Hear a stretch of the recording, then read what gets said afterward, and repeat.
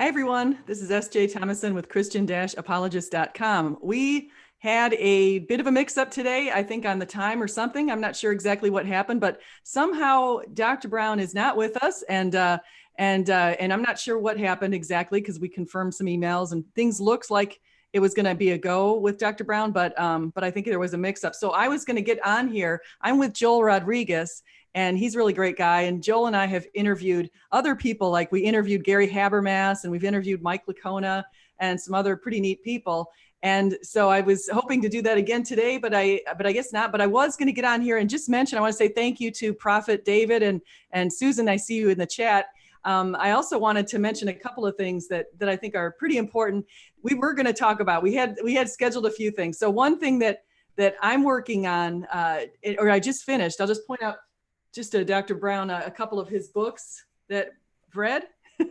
So we've read the Jezebel's War with America, and also this other book that was really good, Answering Jewish Objections to Jesus. One of the reasons I wanted to get those books is because I wanted to learn more about Dr. Brown's take on things. I've heard him in a bunch of different chats, debates. I watched his show this morning. He was talking about some things like 2019 and comparing it with 1969, which was really interesting. So he was talking about how it was pretty horrible. Things were going to hell in a handbasket in 1969. And it apparently is very similar to 2019. So some of the things that we were going to talk about. And so I was also going to ask him about the ancient Near East and what his take was on biblical slavery versus what was going on today in antebellum slavery. So I was going to ask him a little bit about that. And I was going to ask him, and Joel was going to definitely focus on some of the political issues of the day. And he was going to ask about things like the Trump administration and what Dr. Brown's take is on the Trump administration. So we had that in mind to ask, and we're pretty excited about that. And we were going to also ask about just how our culture compares with the ancient Near East, because I was thinking about the ancient Near East is a pretty interesting place. It sounds like, but they sure had some strict rules. And so, for example, they would stone adulterers and that kind of stuff. And to us, that seems really harsh.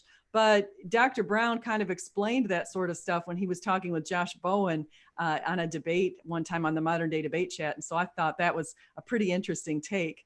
So what we'll do now is maybe if we'd go to the audience and see if any of you guys have questions that you'd want to address. If we do get a hold of Dr. Brown, or if he happens to show up here, then that would be wonderful. But if not, maybe there's some things that you were thinking about that would be interesting to talk about, or even interesting to have as a channel or on our channel. So I wanted to go to the audience and see if you have that. So I see Prophet David, and I've seen Prophet David on Dr. Brown's channel quite a bit. He's also, I think if I'm right, Prophet David is a former Jewish person turned Christian. So I think that's the story with him. And so, I mean, you're still a Jewish person, but you're now a messianic Jewish person is my understanding. So I think that's just similar to Dr. Brown, which is pretty neat. So Joel, would you like to make a couple comments? Well, yeah, I mean, I think something happened in the communication. So he is well aware of this conversation. I'm just waiting. I think we might be able to have this conversation later on today in the afternoon. If not, we can probably have it next week or something like that.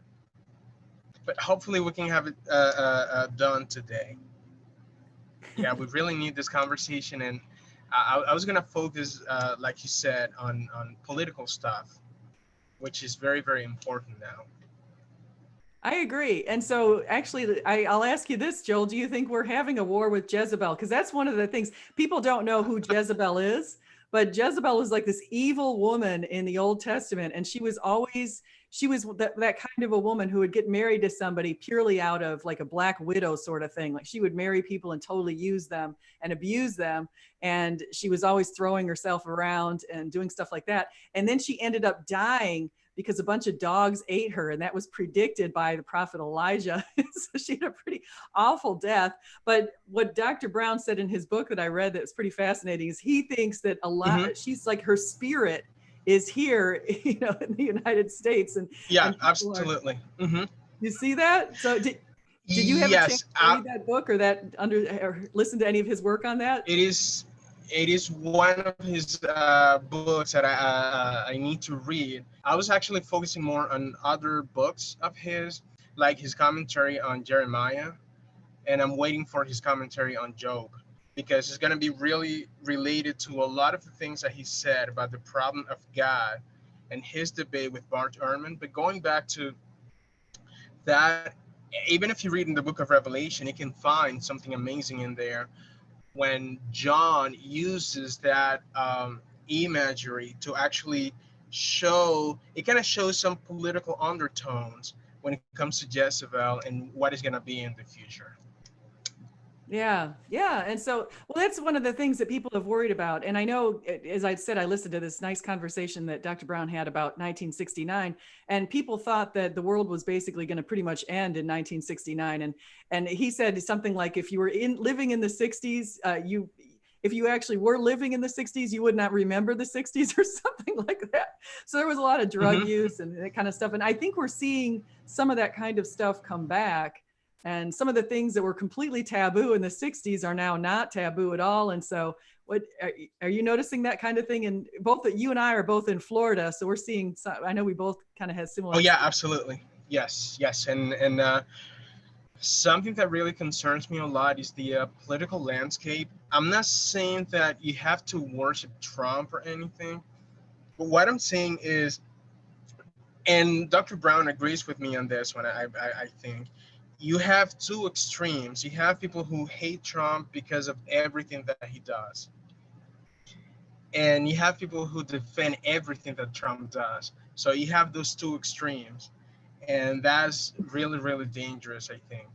So there is, I used to believe that there is, I mean, we know that there's a spiritual war, but at the same time, now we have a cultural, political war that is actually changing the landscape, not only of this nation, but of the entire world, I would say. Yeah, I agree. I agree. We're definitely having a lot of changes, and Prophet David is saying it doesn't matter who is president, and someone is saying it doesn't matter who's president, Brother John. So we've got a disagreement right there in the chat. But actually, let me ask you a question. Are you in? As I recall, aren't you in West Palm? Yes, West Palm. Okay, so it's funny because I just went through West Palm on my way down to Boca Raton because that's where my family lives.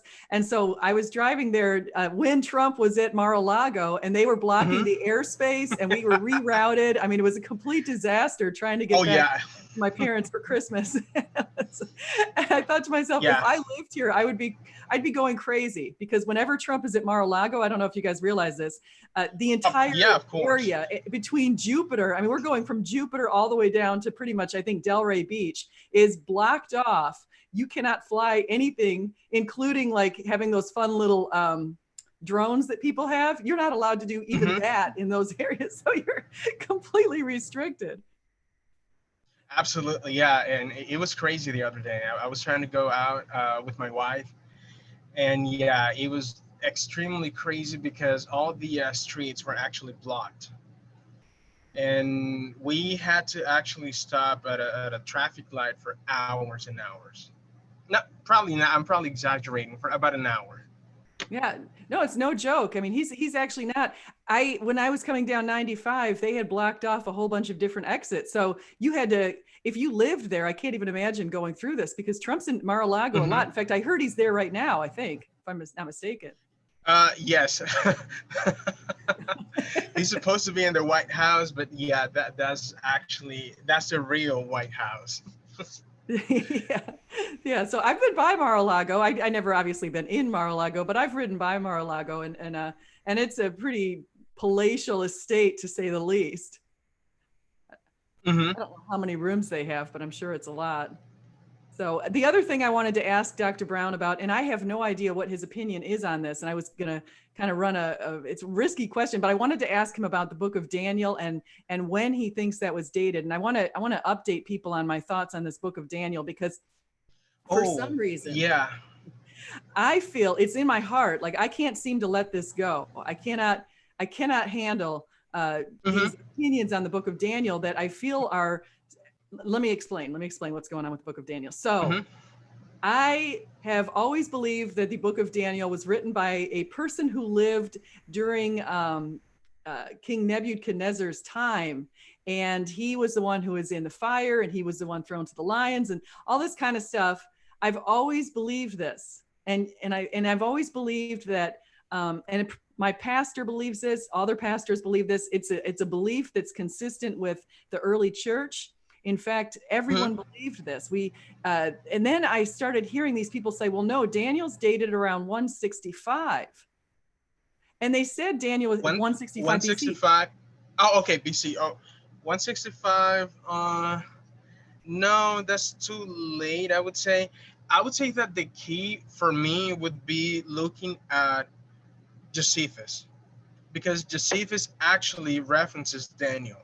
Yes. So from Twice. there, yeah, from there we can actually have an idea. But again, the precise dating of that, knowing how the Hebrew Bible works, it's really hard to actually like know. But yeah, I would agree with you. It's kind of like when we talk about, and I was going to ask him this, when we talk about, let's say, Jeremiah, some people believe that we had different writers for the book of Jeremiah. So, I mean, that is possible. And I mean, but at the same time, some people don't like the idea of one Jeremiah, is because when you read those prophecies, they are so precise that it makes it, for people who actually don't believe in God and this kind of stuff, they believe that it's almost impossible for Jeremiah to have known things that would take place in the post-exilic time. So that's why they have to, it's, it's kind of like what we have with Jesus. Mark, even Christian scholars believe this. I'm surprised by this. They believe that Mark was written almost towards the end of the first century, like in the 70s or something. And the idea behind that, based on everything that I've read, is because Jesus could not have made those predictions. So Mark probably wrote that book right after, so kind of, pin down on Jesus and say, hey, look, Jesus predicted this. And no, when you actually remove that bias, there's no reason, to actually, we can actually, I have the confidence that the book of Mark, I don't know if I'm probably getting out of topic, but I mean, off topic. But I think the book of Mark was probably written a few weeks or months after Jesus' death. But going back to Jeremiah, that is a very interesting question, I think. Jeremiah and Daniel. Yeah, and I want to add on to what you're saying. So here's what you're pointing out, and I think everyone needs to hear this. So there are people who feel like they have this bias against the supernatural. And so what they'll do is they'll try to look at the Bible and they'll say, wait a second, if I see a prophecy that looks like a clear-cut prophecy that was fulfilled, that must mean that the author wrote after this prophecy was fulfilled and is just trying to, so that's what they're saying with what you're saying about Mark, because people might not realize, but in the year 70, the Jerusalem temple was completely obliterated. And not only did Daniel predict that, but also it was predicted by Daniel that the anointed one would appear in the temple. So the idea of before 70, if people could possibly date the Old Testament to after 70, they would. Right? Because of this kind of stuff. Yes. Like Malachi 3:1 also said the anointed one would appear in the temple, and the temple was destroyed. So we know he had to come prior to that. But going back to what you said with Josephus, I want to point out a couple things that people might not realize. So Josephus was a Jewish historian, and he took great lengths to be truthful in his writing and to be accurate. And he said that even specifically, and Susan's in the crowd right here. She's read Lydia McGrew's book, and I'm reading her book right now. And one of the things about that Lydia pointed out is a bunch of people it was very important to them that historians told the truth. And you had no credibility if you didn't tell the truth and weren't as accurate as possible. And so these people, because Josephus said that not only did Daniel appear to Alexander the Great, didn't appear. Not only did Alexander the Great read Daniel and recognized himself in the book of Daniel, it's also, Josephus also said that the canon was closed at the time of Artaxerxes, which is around 400 BC. So since Mhm. Josephus, so what they'll do is these people say, well, Josephus, he had a bias and he was just trying to, be an apologetic. And I'm like, no, Josephus was not. And so No. they can't. So those two things themselves point to Daniel's later dating. Earlier dating, I should say. So what do you think about? Do you read about have you read about any of those arguments? Yes, and all of that scholarship is coming from one place, and that is Germany. All of those German scholars. You have to understand as well that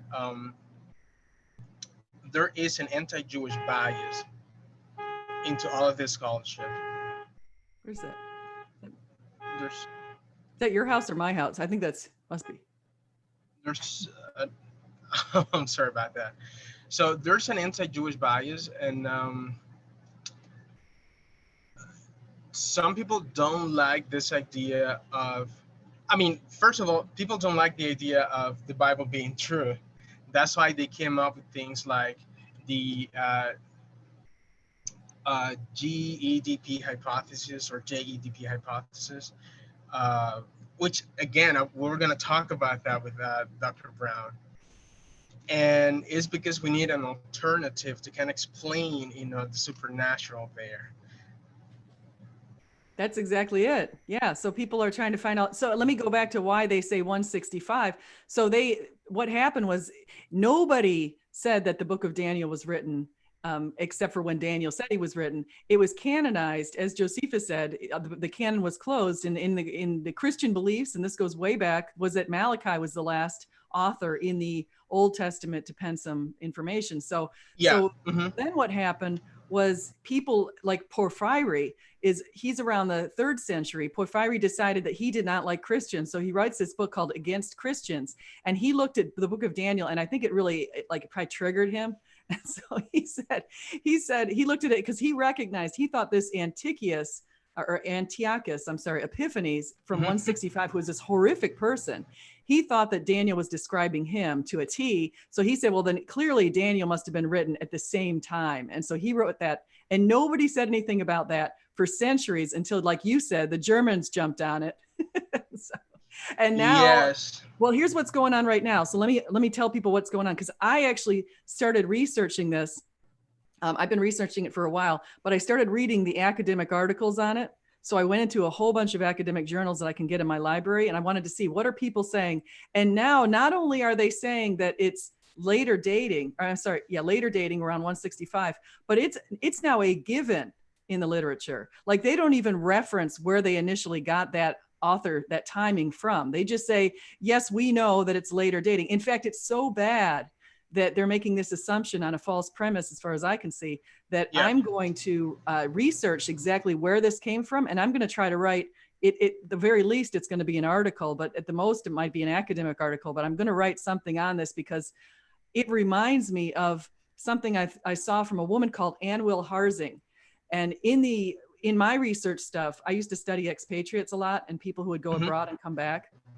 And there were some stats that people started throwing out, and they said, well, the failure rate for expatriates is somewhere between 25 and 50%, right? So somebody said that. And then people used to reference that somebody, and they would say the failure rate, as we know, is 25 to 50%. Well, it kept going on where people were getting to the point where now it's an assumption. We're not even going to source it. So they just started saying the failure rate is 25 to 50%. Ann Will Harzing went and researched it, and she said, no, it's not. It's more like about 10 to 20%, I think. I forget exactly what she came up with, but she said this is completely false, but everyone's building off this false premise, and it's going on and on and on. And I see the same thing with the book of Daniel.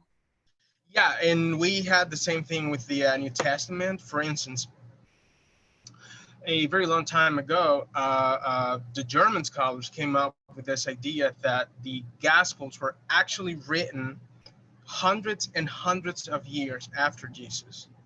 That was a given. There's no argument to be having. We know this. We're not going to argue this. It is set in stone. Don't even question it.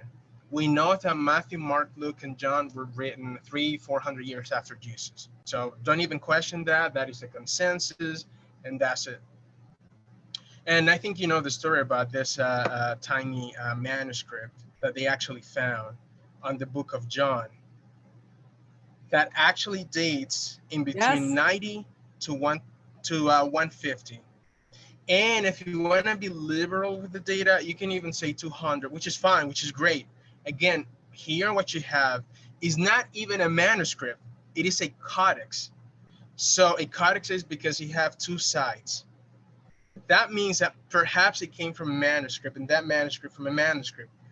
That actually destroyed the argument that the Gospels were written hundreds of years after Jesus.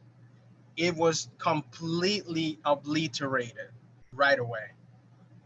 And now nobody argues that anymore. So I think it's the same thing with Daniel. But again, with Daniel, I think there is a bias. Yeah. Well, And I'm that is, written on, mhm, they've demoted Daniel. Daniel was considered a prophet during his time by Josephus and by Jesus yes. and by other writers. And suddenly now Daniel, according to the Jews in the Talmud, suddenly he gets this demotion and he's no longer a prophet. Yeah. And you have to understand that it was written in multiple languages. It's not just Hebrew. So perhaps we have multiple, there's so many ways that this thing can go. Perhaps we have multiple writers for the book of Daniel, which is fine. Maybe, or maybe we have someone from, let's say, someone who could actually write, and this is very common, in antiquity. You can have someone who can write for you something that is a plausible scenario as well, or maybe Daniel just wrote it. We have lots of things in there that it could go in multiple ways. It's kind of like the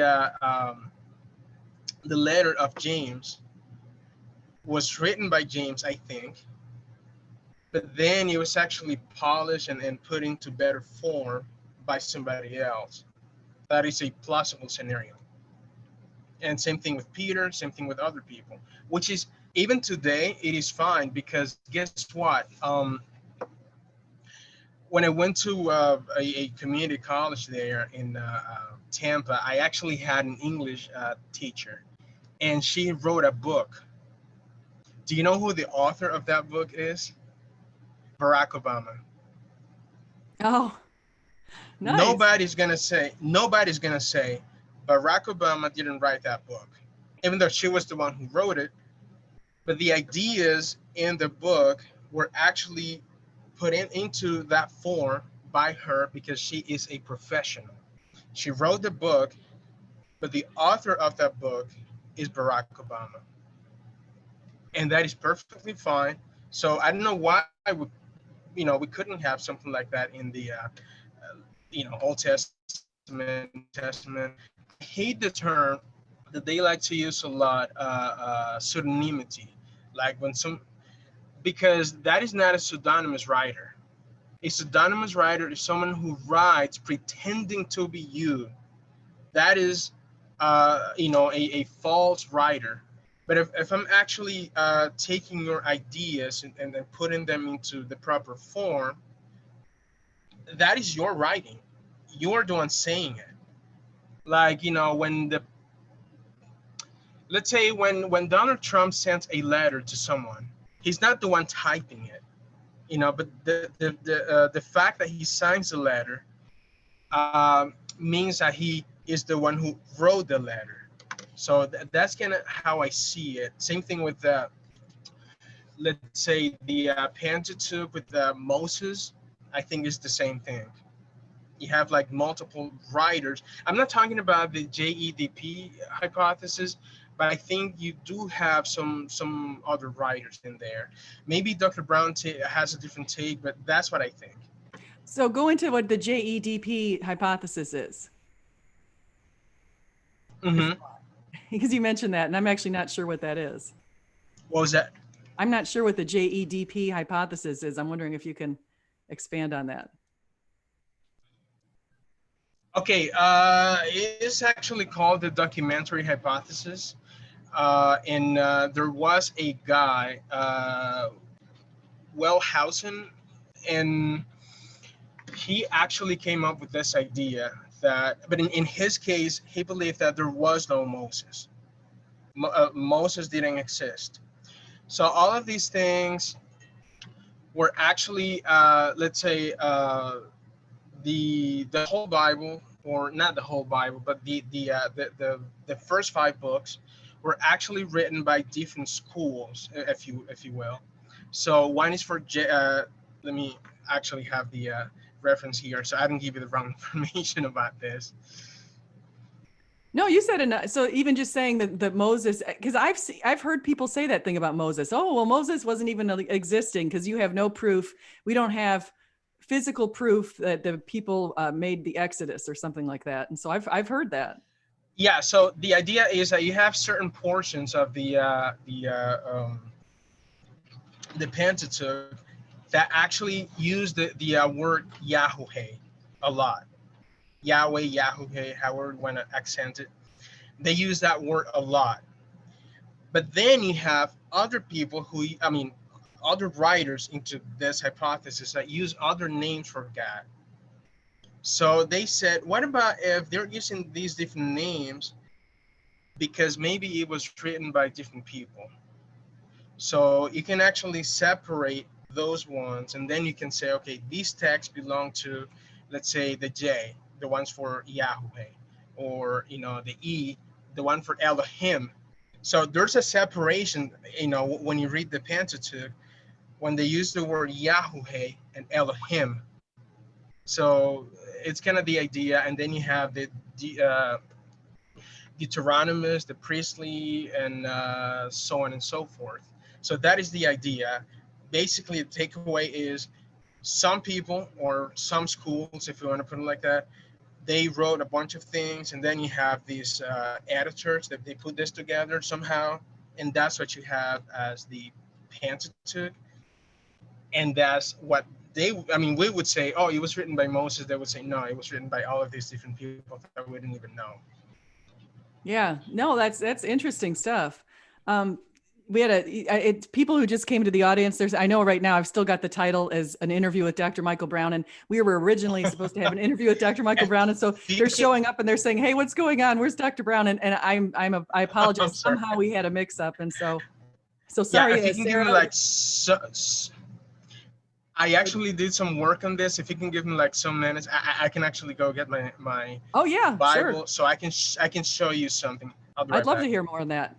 So in the audience, if anyone wants to pipe in some thoughts, comments, questions, anything that you wanted to say, I'm happy to answer anything that you're interested in. Also, I'd like to know what you're interested in hearing about. What should we be making videos about here? So what would be the most interesting topics? I have a Daniel video that's going to be coming out very soon. So that'll be something that is in the works right now. I also am working on a video tomorrow that I'm just going to talk about some signs of God. So I know a lot of people say, "Oh, signs of God," and I've seen people probably making fun of me for saying that. However, I think that each year we see different signs of God, and so that's something. Another thing I want to mention is Dr. Michael Brown. He had said something that I wanted to turn your attention to. There's a video on his Ask Dr. Brown that he just put up within the last week, and he talks about 1969 and 2019, and he talks about a book that's on 1969 that was written, and he just read it. But what I want to point out about that is he pointed to a couple of miracles of because people were asking about that little baby that was in one of these churches a couple of weeks ago that had unfortunately passed away, and everyone was trying to resurrect the baby. And so this is extremely controversial. And I thought Dr. Brown's answer to this was super interesting because he said that he had a couple of examples of people who essentially had died and come back, and he knew one in India. So you might want to listen to his video. And so I'll even put a link to that video because it's so interesting what he was saying on that. And Bill Hicks, I think that's, if you're saying you wanted to see something on the book of Revelation, I think that sounds pretty cool. Converse Contender, Poophead, Prophet, Stupid Horror Energy, which she's really called Sarah, One Way. I want to say thank you guys for coming in here. I am going to be making some more videos on some pretty cool things. As I said, I'm working on Daniel, and I'm working on this one for tomorrow. And I'm reading as much as I can possibly read at once. So that's another thing that's going on. Yeah, deconverted man. Sorry about that, Dr. Brown. We had a little mix up somehow. So if any of you, oh, and Craig Reed, yes, no, we had thank you guys for coming in here. We had a little bit of a mix up on the time. Actually, since I am up here, if anyone wants to join this stream and get in this conversation just to chat with us, I can, if you tell me you wanted to do that, I can go on Twitter and direct message you a link to the stream if you want to get in. Because I've had Craig on here, for example, before, or if any of the rest of you want to get in here, just let me know and I'll send you connections and you can come on in and we'll have just a free-for-all chat on whatever you want to talk about. And so since I'm up here anyway, yeah, and Deconverted Man wants to know if it was recorded, the death. There's 2 deaths that Dr. Brown talked about. One was this Indian woman, and another that he knows personally, and excuse me, another one that he mentioned. I also know that I had read about it in Lee Strobel's book, and it was about a man who was an atheist actually, who died and came back and is now a believer. And so there's that kind of stuff too. So we'll just go from there. So I'm waiting for Joel. He's going to come back. He said he did some research on the JEDP hypothesis. And so he is going to come back in just a moment and share that with us. And so what else can we talk about here? Just a story, some remote village. So how many in the audience? I think we've got a little bit of a mix of theists, Christians, and atheists. And so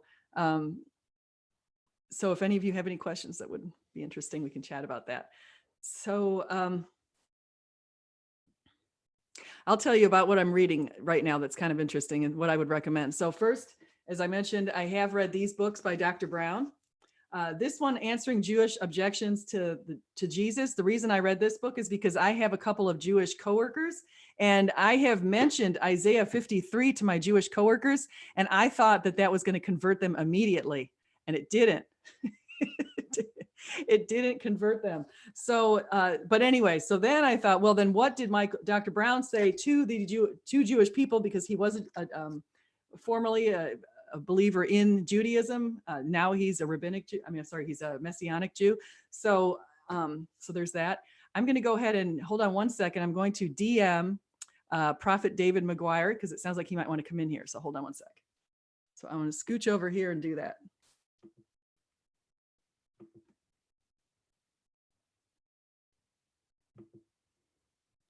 Hold on.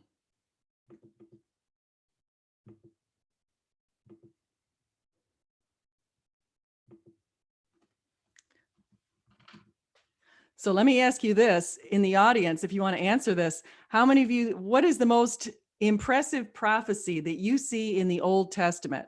So if you want to answer that, that would be pretty cool. Well, I send this to Prophet David McGuire. Actually, while I'm at it, I'm going to go ahead and send Dan Green wants to get in here. So I'm going to send him one too.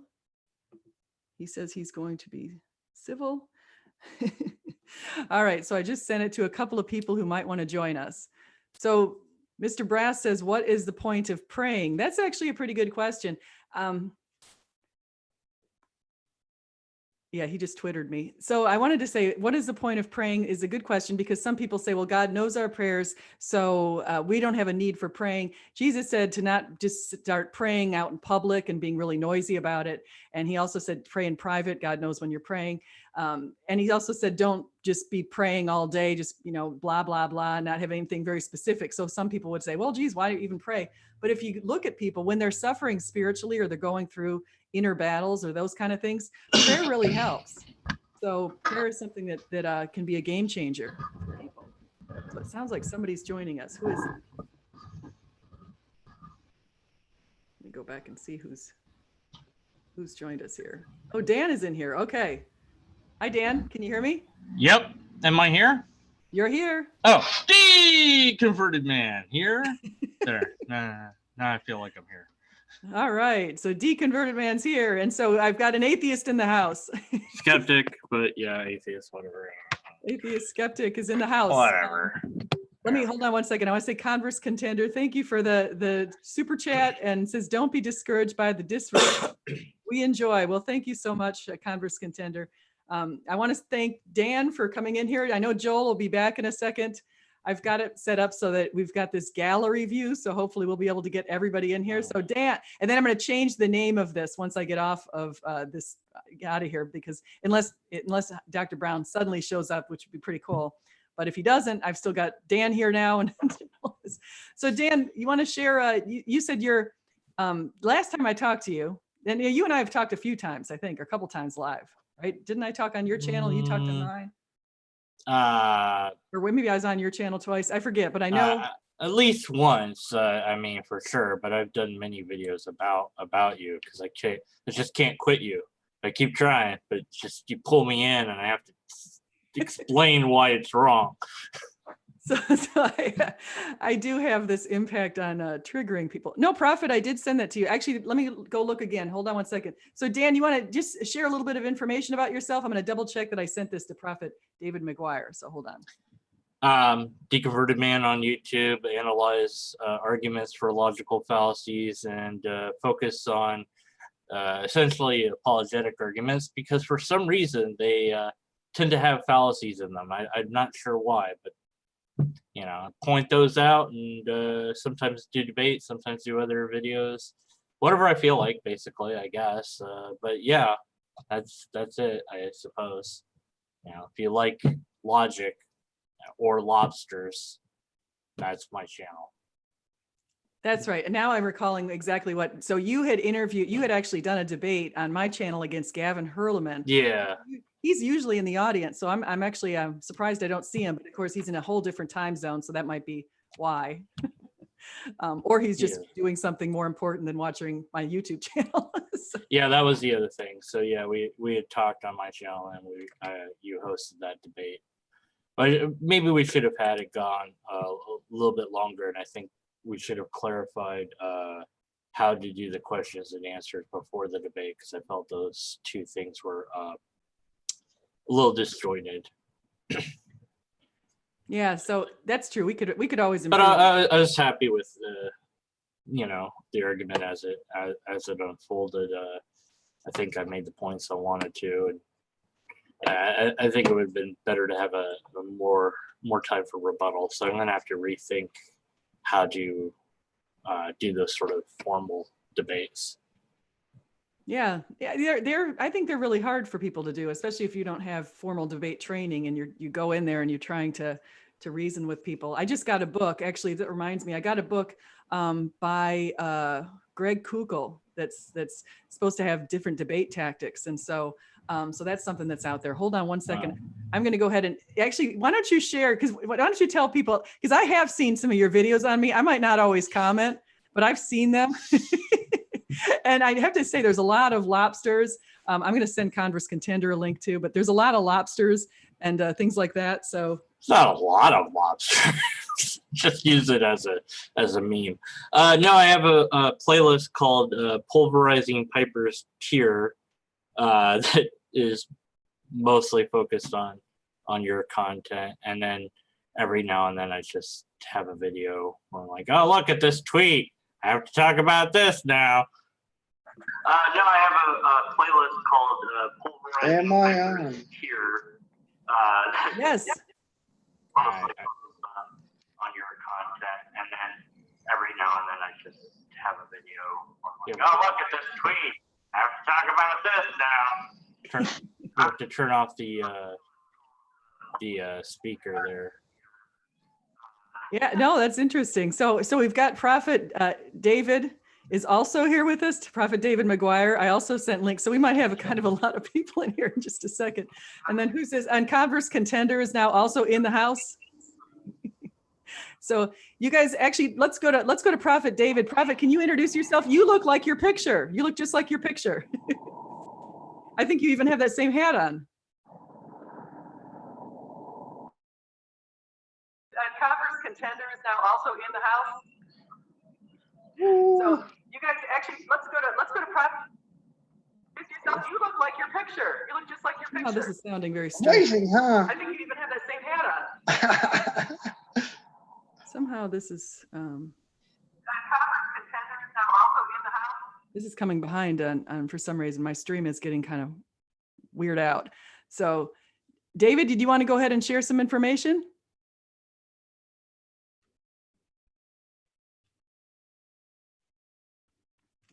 Now I can't hear anybody. I just muted myself. I think David might be having the other window open at the same time or something. Oh, okay. Maybe Or that's he might be using his speakers to listen, and it's creating a feedback loop. okay. So yeah, you If want he to. has a you have to earphones, mute. that'd be the way to go. If you have headphones, that's good. Or if you could mute what you're hearing there. I think that might have been Converse Contender, or it could be that too. So I think he might have muted himself, but he didn't mute or somebody didn't mute the video itself. Earphones, that'd be the way to go. Okay, well, I have no idea what I'm doing. Can you hear me? Now I can, yeah. Is this Okay, David? here we go. There we go, that's better. So my technical expertise is, well, as you can see, non-existent, but that's what you get. 20 years in the Army, and I am now retired. And well, you know, God is good, so he brought me through a lot. And I could probably go on here for, boy, a good 30 minutes to an hour, tell you what God brought me through. But you know, this January 2020. January 2019 set me free of PTSD. So over 10 years of PTSD due to combat, 3 tours in combat in Iraq that he brought me through, and over 10 years, of 3 different psychiatric medications. And you know, literally God set me free like that. And no more psychiatric meds, no PTSD symptoms whatsoever. I'm telling you, nothing. And then later on of last year, God healed my eyesight. Because I was also wounded in combat, traumatic brain injury. And I had to wear tinted eyeglasses, bifocals, and they had to be tinted to prevent migraine headaches. And God also healed my eyesight instantaneously as well. So I see perfectly. I don't have to, as you can see, I don't wear tinted eyeglasses. If you go onto my YouTube channel and see some of my earlier videos, you'll see that I had tinted eyeglasses. So there you go. Is God real? Is the Bible real? Is every promise in the Bible real? Well, there you go. It's my personal testimony. I'm not just throwing scripture out there.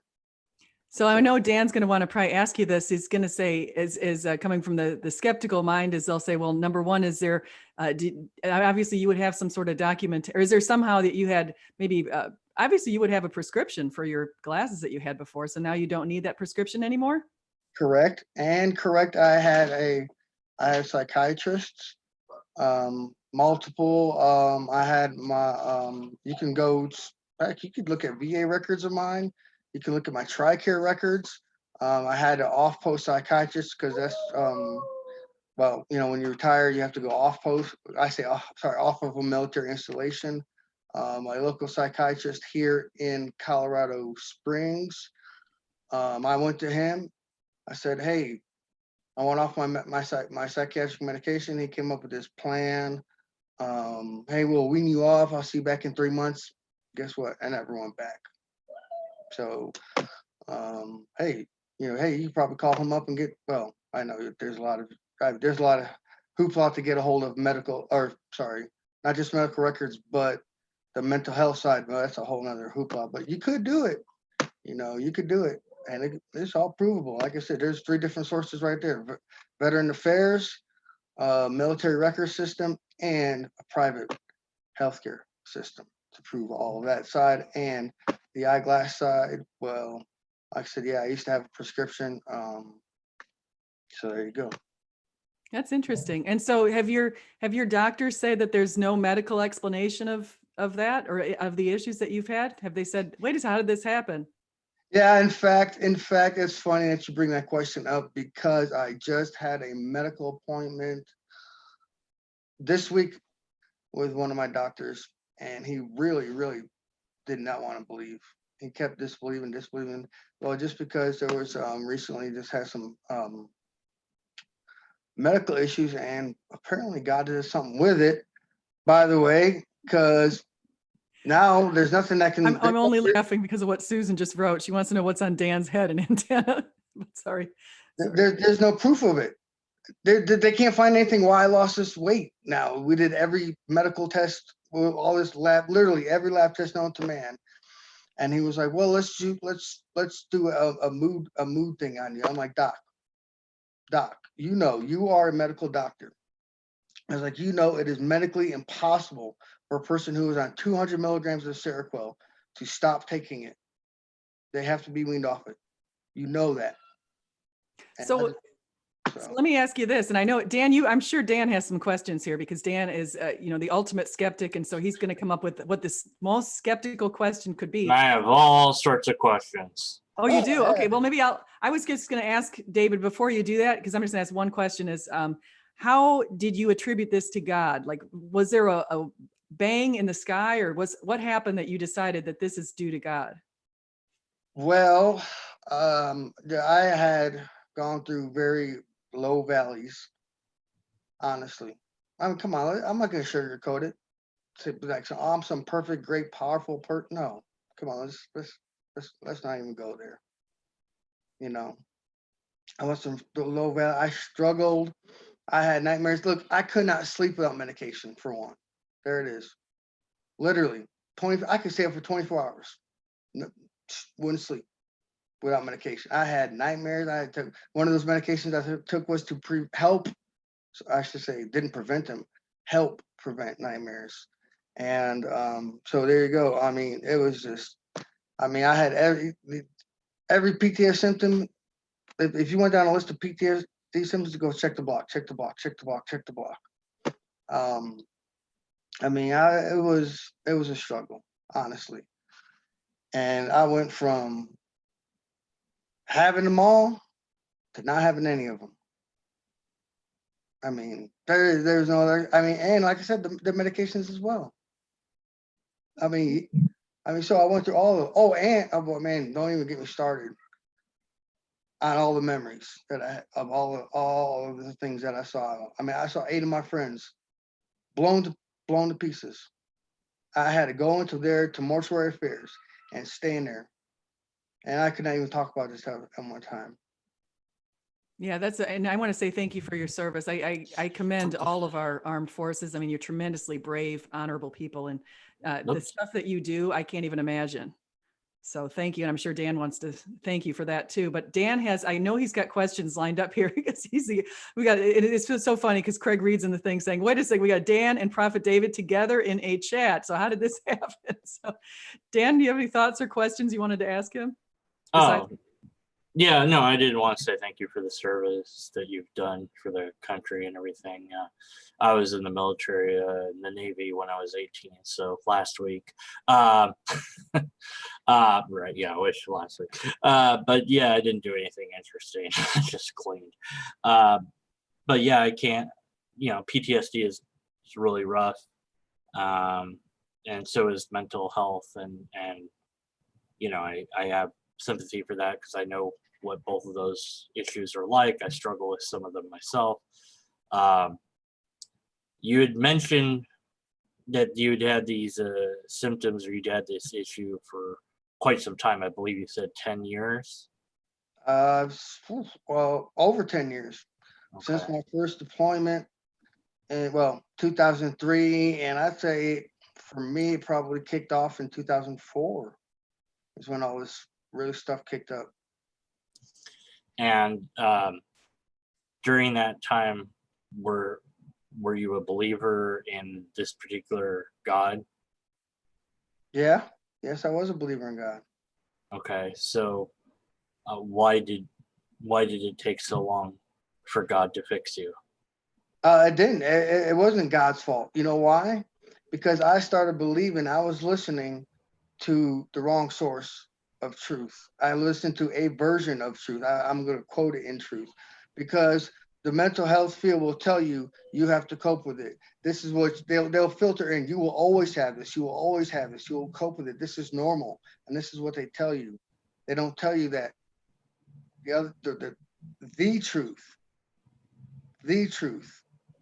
that you can be free. They don't tell you that.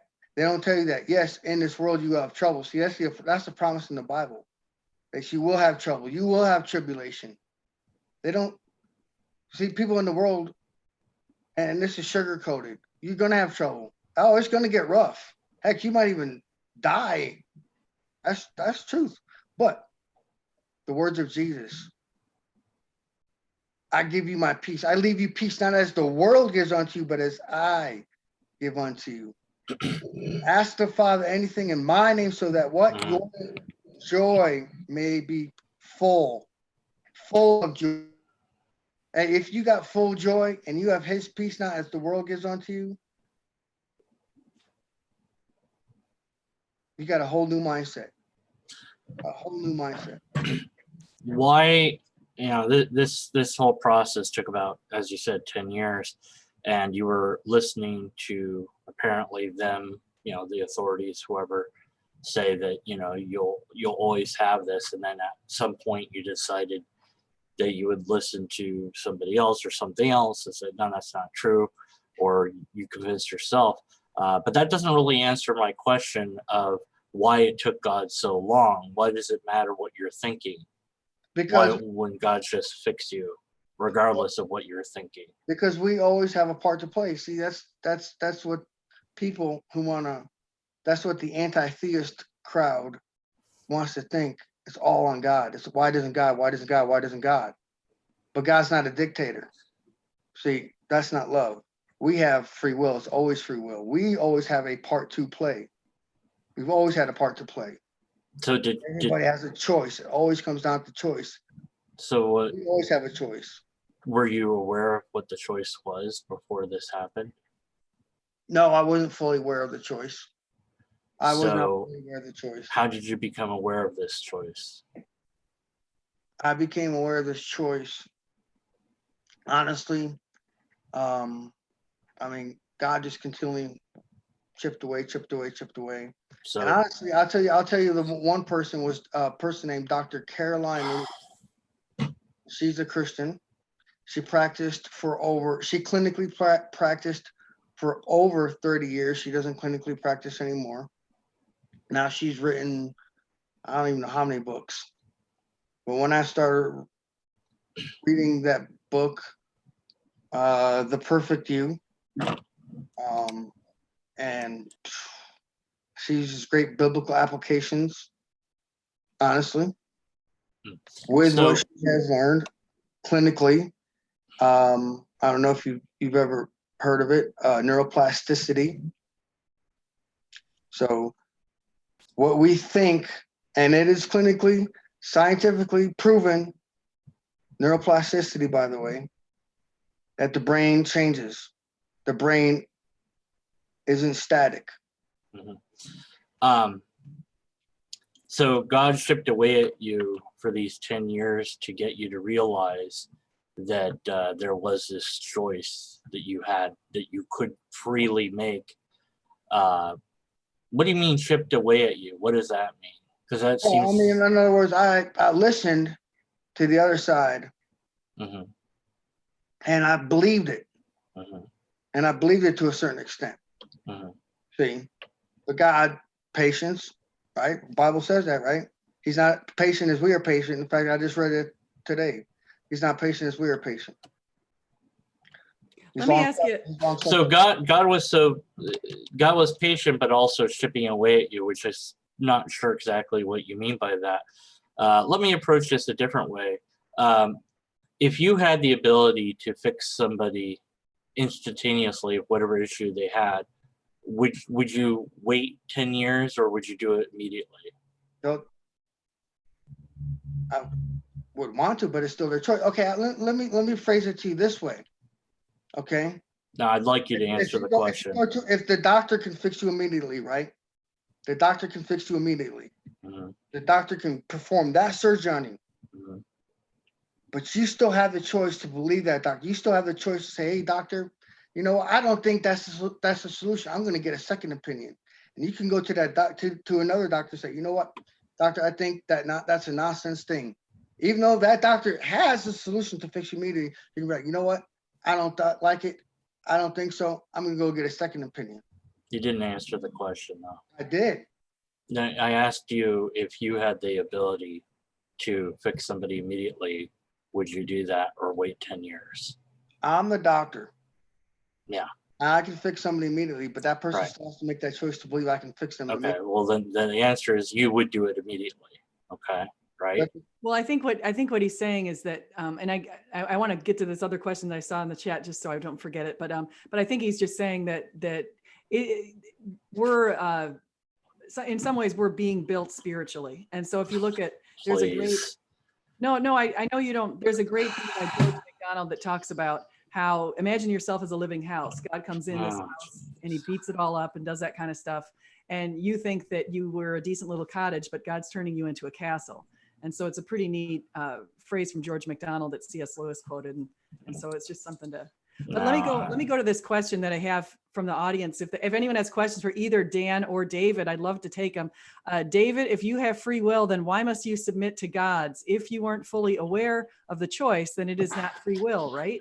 Indeed, that's what I was trying to get at. So that's what, why must you submit to God's will if you have free will? Because God is loving. If it's free will, I must make the choice. It's still a choice. Okay, I mean, whatever wording you want to wrap it up in, whatever package you like to wrap it up in, it's still choice. It's still choice. Like, I mean, I just use the analogy of the doctor. I mean, you may not like the answer I'm going to give you, but I'm still going to give you the answer. You can accept the answer, you can reject the answer. It may offend you, it may not offend you. Look, you're going to take me you may hate me, you may love me for it. At the end of the day, I really do not care. But that's the answer you're going to get. But God does not force himself on you. You can reject him, you can accept him. At the end of the day, you still have a choice. And guess what? At the end of the day, you still pay the consequences for your choices, and you're going to pay them. Oh no, here we go. The ad value. And it's going to come due either now or when Jesus returns. Ad value. He loves you. He loves you enough to give you the choice. So the doctor here. We don't damn ourselves, right? Well, wait, let's go. Let's go on. No, he's had a lot of time to talk. I'm wondering if I get any sort of equal amount of time to ask the question or no. Okay, well, if you want to ask her, or maybe David wants to ask you a question too, because we can do it that way too if you want to. Sure, give him more time. Why not? Well, no, Dan, go ahead and ask. Do you have another question, or did you want to make another statement or a comment? Yeah, you know, the whole thing here is with the doctor. Yes, you have the ability to say yes or no to the doctor, but you also have ways to know if the doctor had actually done this thing before and had success before. You have records, you have documents, you have tests that you have all sorts of evidence that you can actually have, and you actually know that the doctor exists because he's there, you can see them, and you can talk to them. Everyone's going to agree upon what the doctor looks like and what they sound like and where they're located. They're not going to have disagreements of that. And ultimately, the doctor is not also holding a gun to you saying, if you don't do what I want you to do, I'm going to kill you, which is an ad valium's appeal to a threat, which is all God's really doing. Well, listen to me and do it my way, or you get to continue to suffer with this thing. That's an ad valium. That's not a real choice to be made.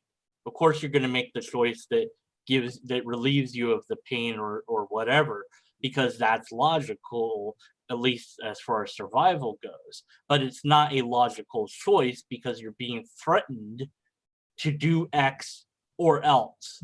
If you don't do it my way, if you don't submit yourself to me, then you don't get the help. You don't get to help. You know, maybe the doctor wants you to kiss his foot. Let's just say it's that inconsequential. And you're like, I really don't want to kiss your foot. Well, that's what you have to do if you want this cure. And if you don't do it, by the way, later on, I'm going to kill you and torture you after you're dead for a long, long, long time because you dare to, not accept my offer of help. How is that loving? Maybe How I is could that loving? How is that loving? So your take is very similar to a lot of atheists kind of say something very similar to that. And it's something that some people don't like. They basically said, C.S. Lewis distinguished this in a way. He said, thy will be done. Yeah, Or C.S. Lewis thy wrote a will lot be of done. fantasy.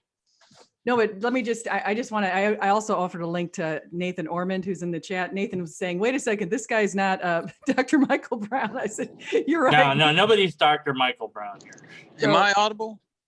Yeah, go Yeah. ahead. He hasn't had a chance to talk at all, so I'll Okay. yield the floor to him.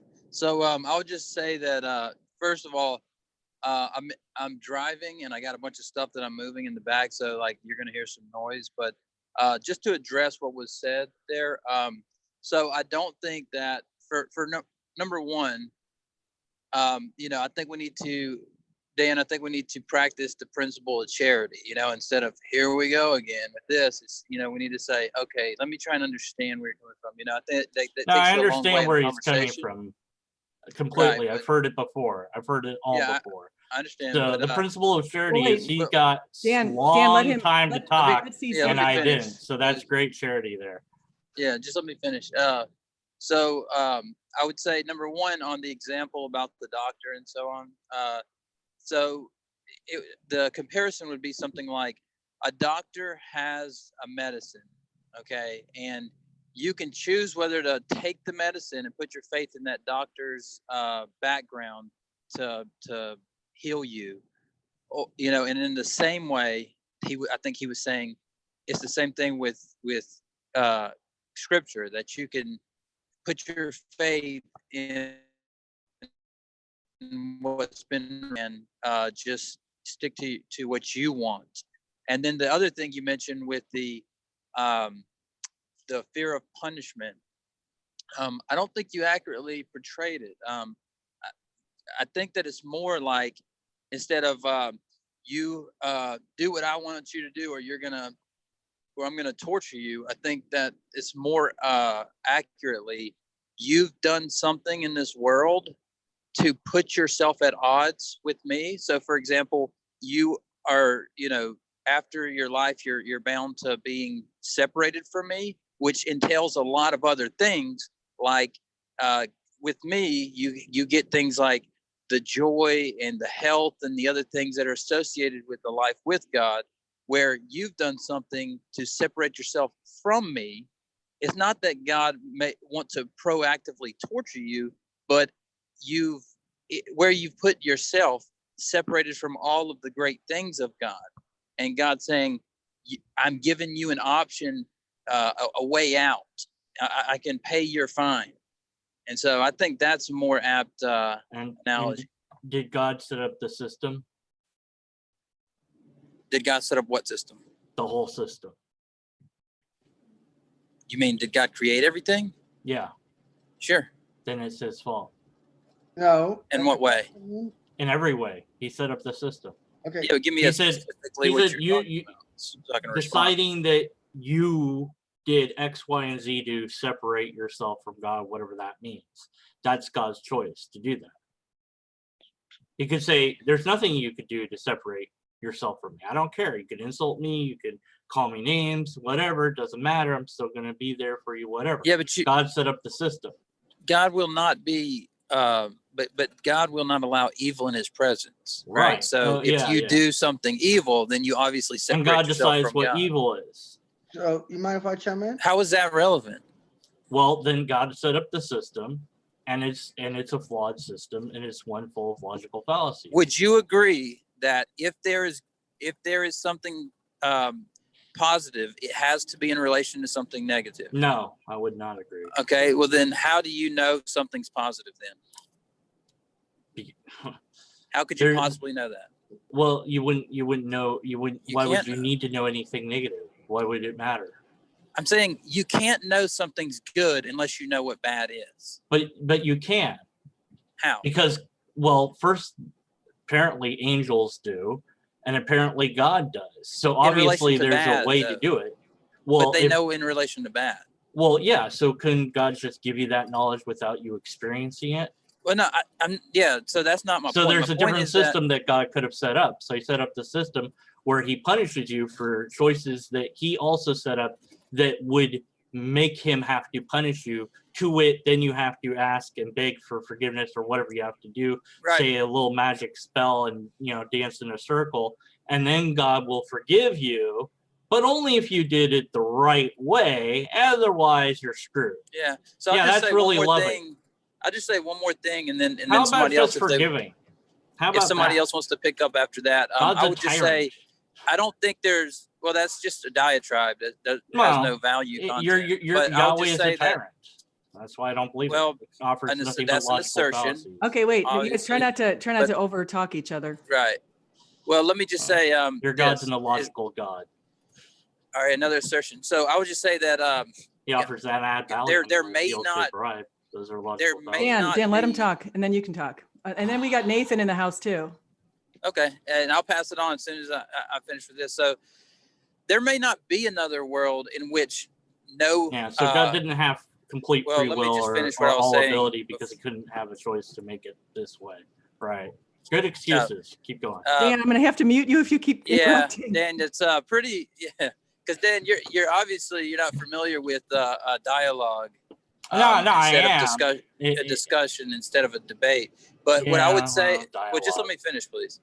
So what I would say is that in relation to, so if you say, well, if God set up the system and there was a punishment for something that would happen with free creatures, then God set it up so it's wrong. He should have set up something where free creatures could not make do something wrong that results in a punishment. But you're assuming that is a possible world that he could have created. In fact, I say that no matter what, if you have a free creature and there's ability to choose good or not good, there has to be the not good side. And so even if you might say, well, the not good side, the punishment or the result is, something I don't like, and I think that it's a bad choice to set it up that way. You don't know what it could be for example, God chose the world that has the most amount of people not choosing that bad freely.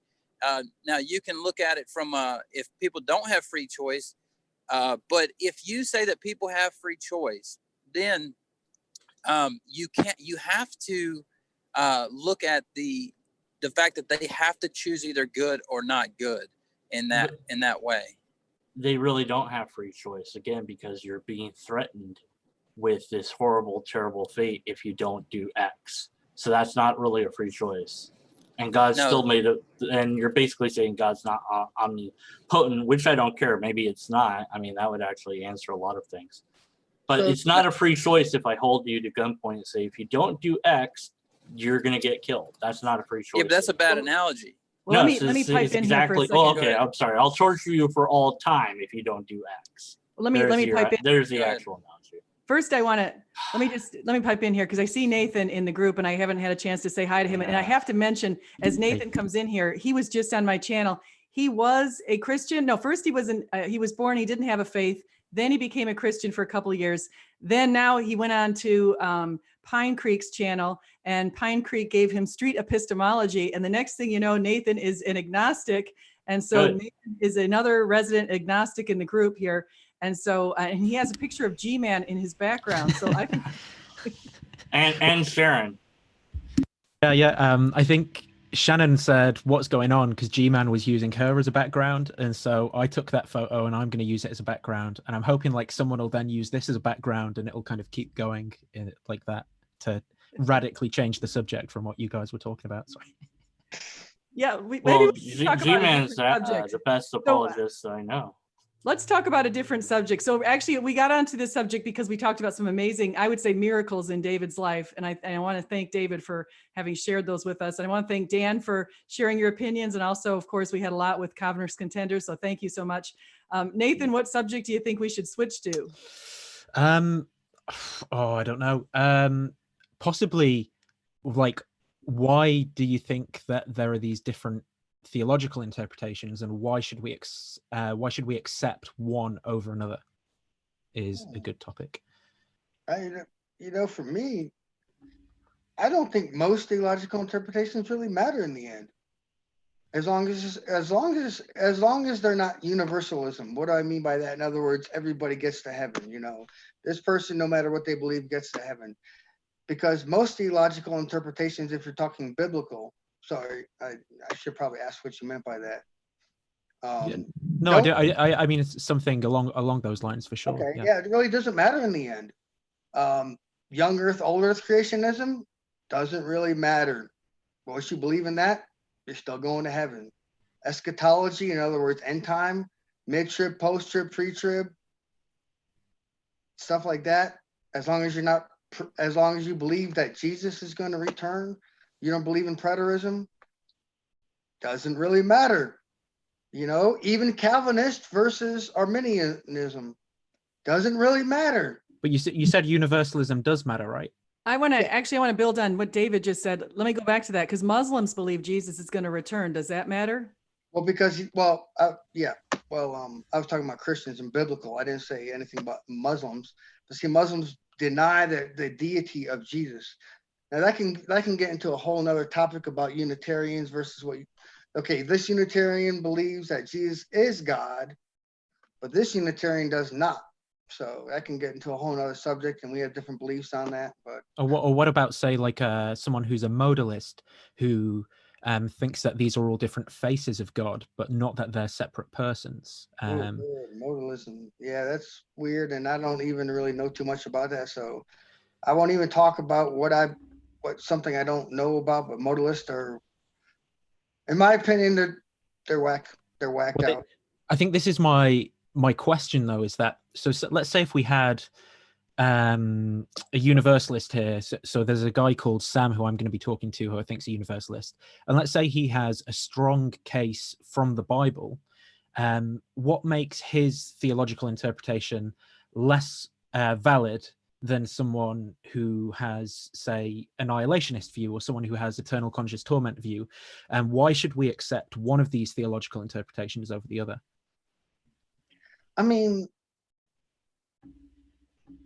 one, I don't see annihilationism in the Bible.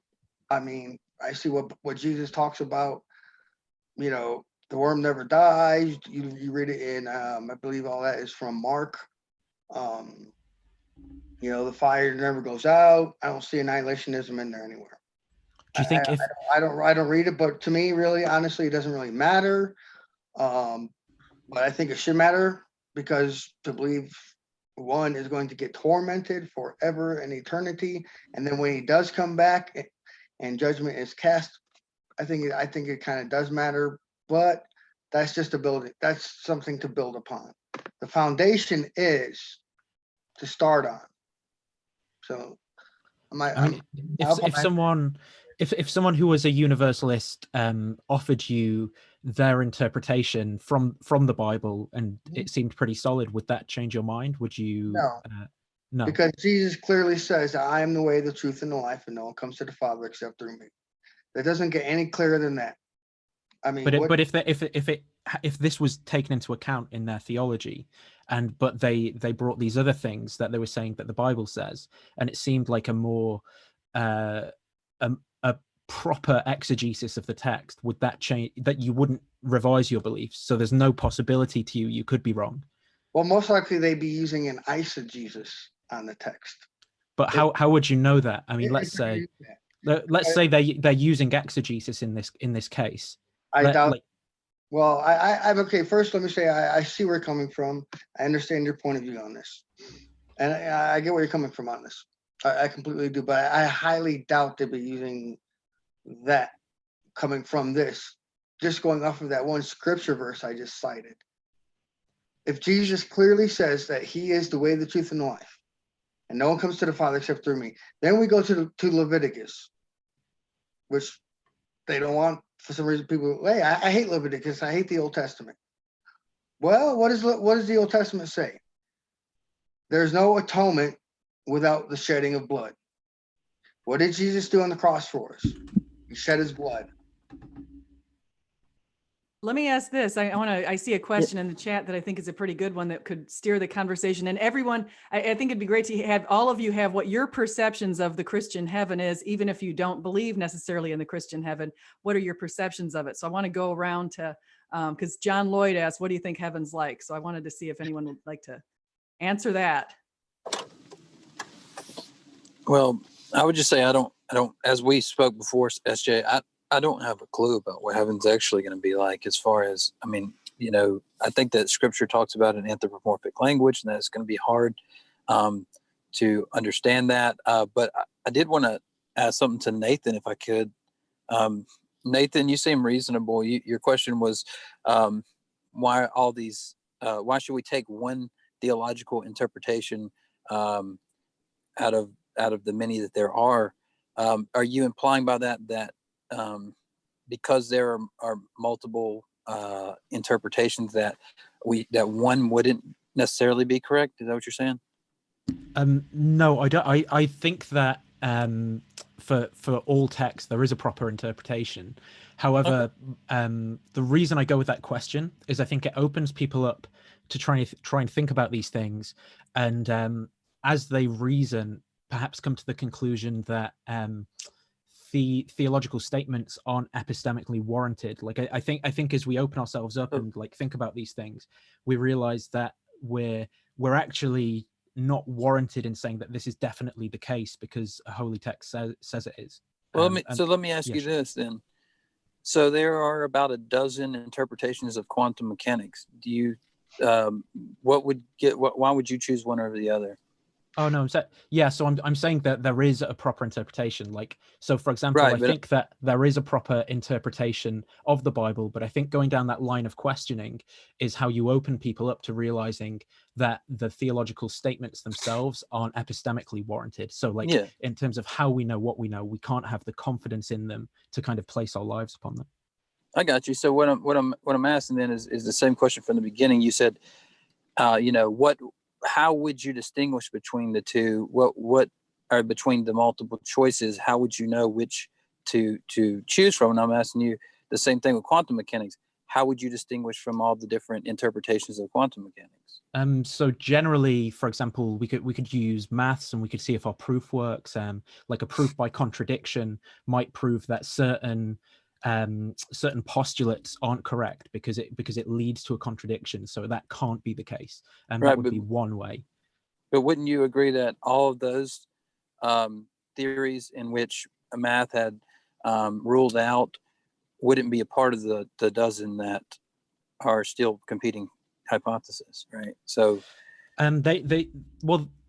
kind of, it depends, because then we might say get more data, and then we might see that there are these. So like, let's take subatomic interactions, and there's a property called strangeness, which I don't think has been detected up to the date. But they say, well, we've got this law of conservation. So if we've got strangeness of +3 on this side of the reaction, we have a strangeness of -3 on this side of the reaction, but it's purely like a mathematical thing as far as I'm aware. Like, I'm not up to date with the most recent experiments, but then they're looking for this thing and they see if it's going to make sense, and it does so far. If it doesn't with the data, then they discard it. The model would change, and this is based off of what we can actually see and test. Whereas with these theological interpretations, it's kind of like, well, this Calvinism one, what makes God seem really morally bad, so I'm going to become Molinist now. Oh no, there's this problem with Molinism. I'll have to be an Arminian. Oh no, Arminian, like I seem like I'm not taking God's word into account. What do I do? And then that's how I see it going. So with that, go ahead. Sorry, I just wanted to ask I think it's a root question for Nathan. And first, I'd like to say I appreciate your manner and your tone. I think it's really good questions that you have. But do you think you can theology, because that word is just thrown out there willy-nilly these days. You know, sure. We can have anybody with a theology degree. But do you think that theology, you can have proper theology without really truly knowing God, without having a relationship with God? I don't think you can really have theology anyway. I'm saying I don't think it's epistemically justified as a domain of human thought. How about ontologically justified? So if we look at a question of God's existence, it's an ontological question. But I'd say that's the realm of philosophy for me, rather than in the realm of theology. Whereas theology is about like getting our knowledge from these holy texts. Regardless of where it comes from, the question is, do you believe God exists? I So don't know. it's not a question that you would answer Okay, with epistemology. Well, the reason there's a reason for my question is because of the root word from Greek of theology comes from two Greek words, right? Meaning to know God or know about God. So how can we have theology if we don't know God and know about God, right?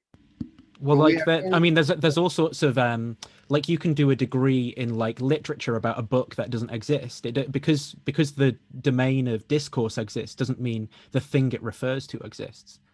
in other words, I'm married, right? Mhm. So, in other words, I might, read like- about my wife, from a piece of paper, but I can never really. That's not really knowing about her. I mean, I might know some words about her. They may tell me she likes long walks Sure. on the beaches, candlelit dinners, maybe her favorite glass of wine. But truly, I would never really know her and get to know about her, her likes, her dislikes, what side of the bed she likes to sleep on, et cetera, unless I really formed a relationship with her. You see, But and so let's say it would take study, would take prayer time. So, sorry, was go going to ahead. say, so there's like, for example, here in the UK, that I could apply for a scholarship to do a degree in Islamic theology, right? And we wouldn't take that as proof that the Islamic God exists. But then there's also a mosque up my road, and I could go outside and talk to the Muslims, and they'd say, no, I have a relationship with Allah.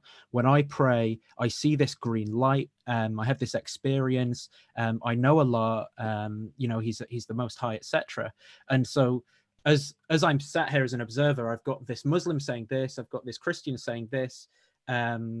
It's not, neither of those are particularly good evidence. Or I might say, well, I feel like I have a relationship with this imaginary friend or something. Like, I don't mean to equivocate in a disrespectful way, but I'm just saying that isn't good evidence that that's the case. You'd probably think that there was something wrong with my psychology rather than that I actually have an imaginary friend based off my feelings. It's what do we base our But yeah. Muslims don't have a relationship. They don't see Allah as Father, versus Christians or Jewish believers in Jesus, where they see God as Father. Allah, not Father. Allah is just God, and I hope I do my best works, and I hope on the flip side, I might not burn, I might not get punished. Whereas in Christians, we have a relationship with our Father in heaven. You see what I'm saying? So would you say Mormons are saved? No. So if Mormons claim that they have a burning in the bosom and a relationship with Jesus, would you say that that's good proof for their theology? Not at all. No, just because they go in their room and say, well, pray and pray and pray until you get a good burning feeling in you, and that's how you know it's true. But they have no relationship because they must go out. And by the way, I have a rotating 2 band of Mormon neighbors where I live, but they have no relationship. It's all based on works. Once again, Mormonism is also say if the Mormon was here and he said, you see this ring on my finger, I have a relationship with Mormon God, Mormon Jesus, just as I have a relationship with my wife. Would you take that as good evidence that Mormon theology is correct? And I would point to a Mormon lifestyle, and what is that lifestyle based upon? Well, what's your belief about? Well, Jesus was just some created being.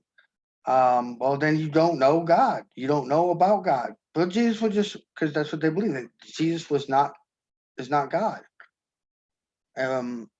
Same thing with you can tell me the same thing about Jehovah's Witnesses. Why do they go out and knock on doors?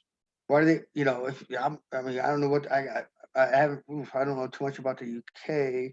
I know I have had family members there, but I think they do it overseas. They knock on your door. Why do they do that? Knock on their door? Because it is part of works. And if they do not do that, they're not going to get to heaven. That is not a relationship. I mean, yes, my faith, my works is a result of my faith, but if I don't do that, doesn't mean I'm not going to get to heaven. That's you know, that's fear-based living. If that better, if I'm explaining it better, I mean. Let me ask a question that I just saw in the audience, because I think it's a pretty good one. Have you guys heard of there's an atheist professor called something Storm, who died and came back to life and now believes in God? Did anyone hear of that? John Lloyd asked that. No, I've not heard of that. I only had a couple points I wanted to make. Then I needed to go because I've been fighting this thing, so I'm kind of tired. I wanted to point out that David at first said that what you believe theologically doesn't matter, and then it turns out as the conversation goes on, it actually does really matter what you believe or how you believe it, or if you have a relationship or not. So there are specifics that do absolutely matter. The other thing I wanted to point out was the false equivalence of what we believe in quantum theory versus what one believes in Judeo-Christian God, because there are some Christians, Pentecostals, a certain branch of them, that say you have to speak with the tongues to be saved, and if you don't, then you're not saved because you don't have the Holy Spirit. Then there's the First Church of Christ, at least one version of them, that says that you must be baptized in full immersion, with it being said in a certain way, and you have to understand all of that and believe all of that, or it doesn't count.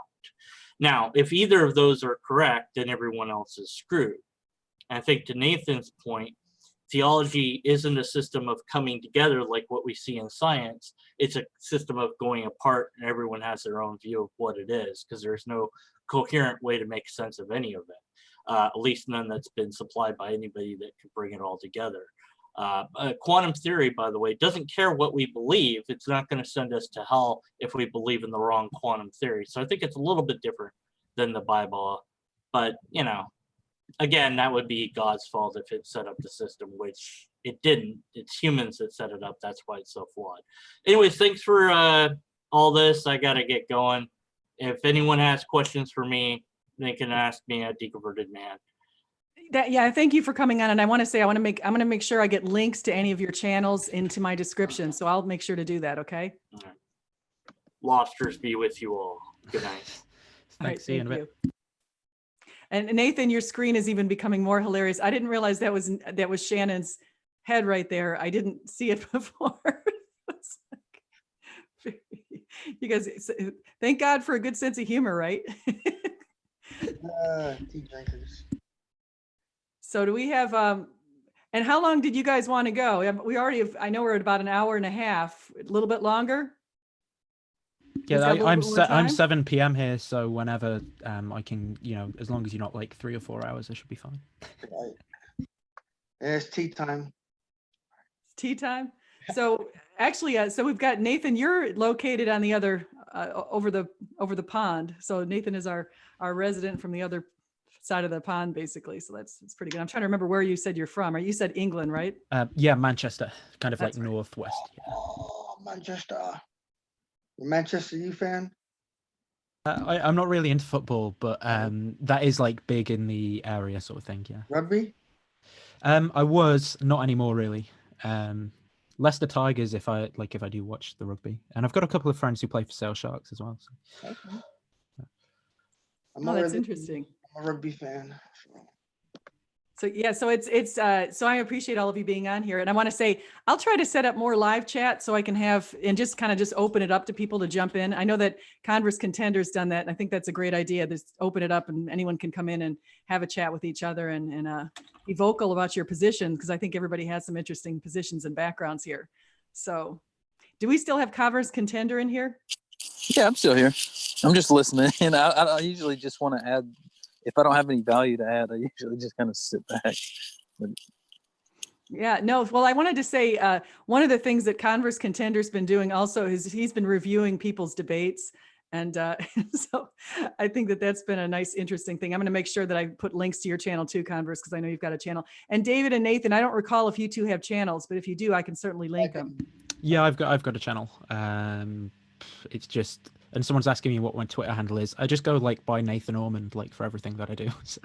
Oh, that's right. I do remember you do have a channel. I linked it last time. I'm sorry, I forgot that. So yes, Yeah, don't worry, it's all cool. It's... definitely get that set up. And yeah, Thanks so much. And if Nathan wants to have conversation sometime, just let me know. Yeah, sure, man. I'll check you out on Twitter or something. Yeah.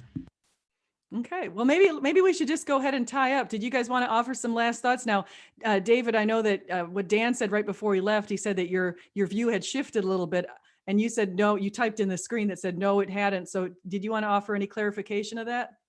Yeah, I just no, because I don't know what you know what that guy, he's got a lot of stuff to work out. So, but no, I said when it came to theologic, I think I pretty much made it clear what theology really just didn't matter, and I just pointed out some of the major issues that didn't matter.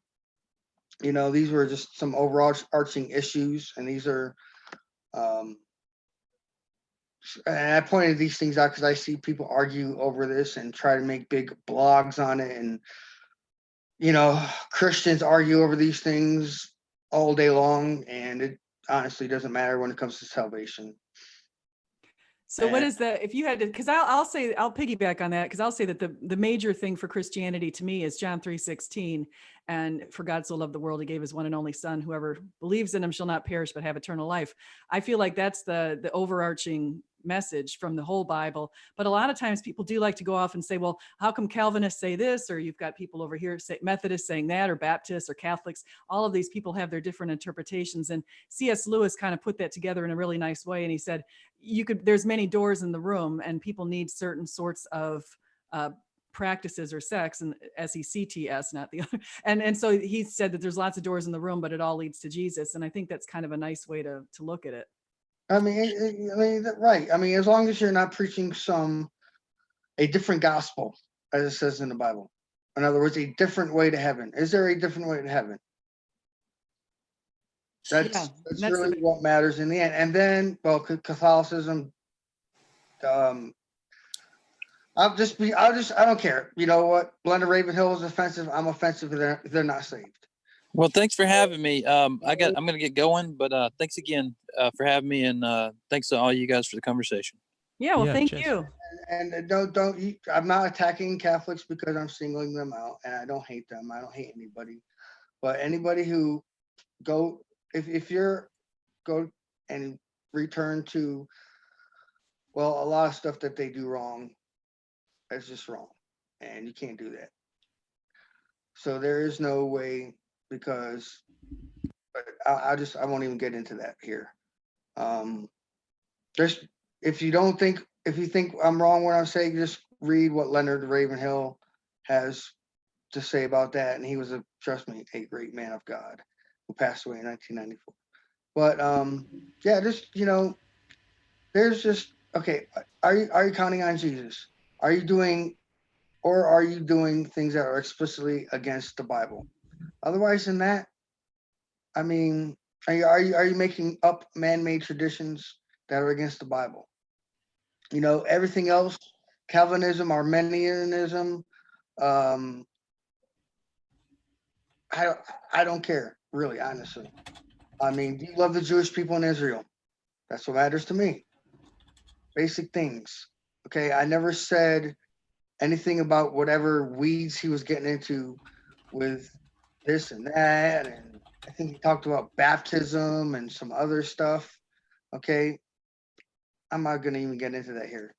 I was talking about these major topics that people make up that are not major.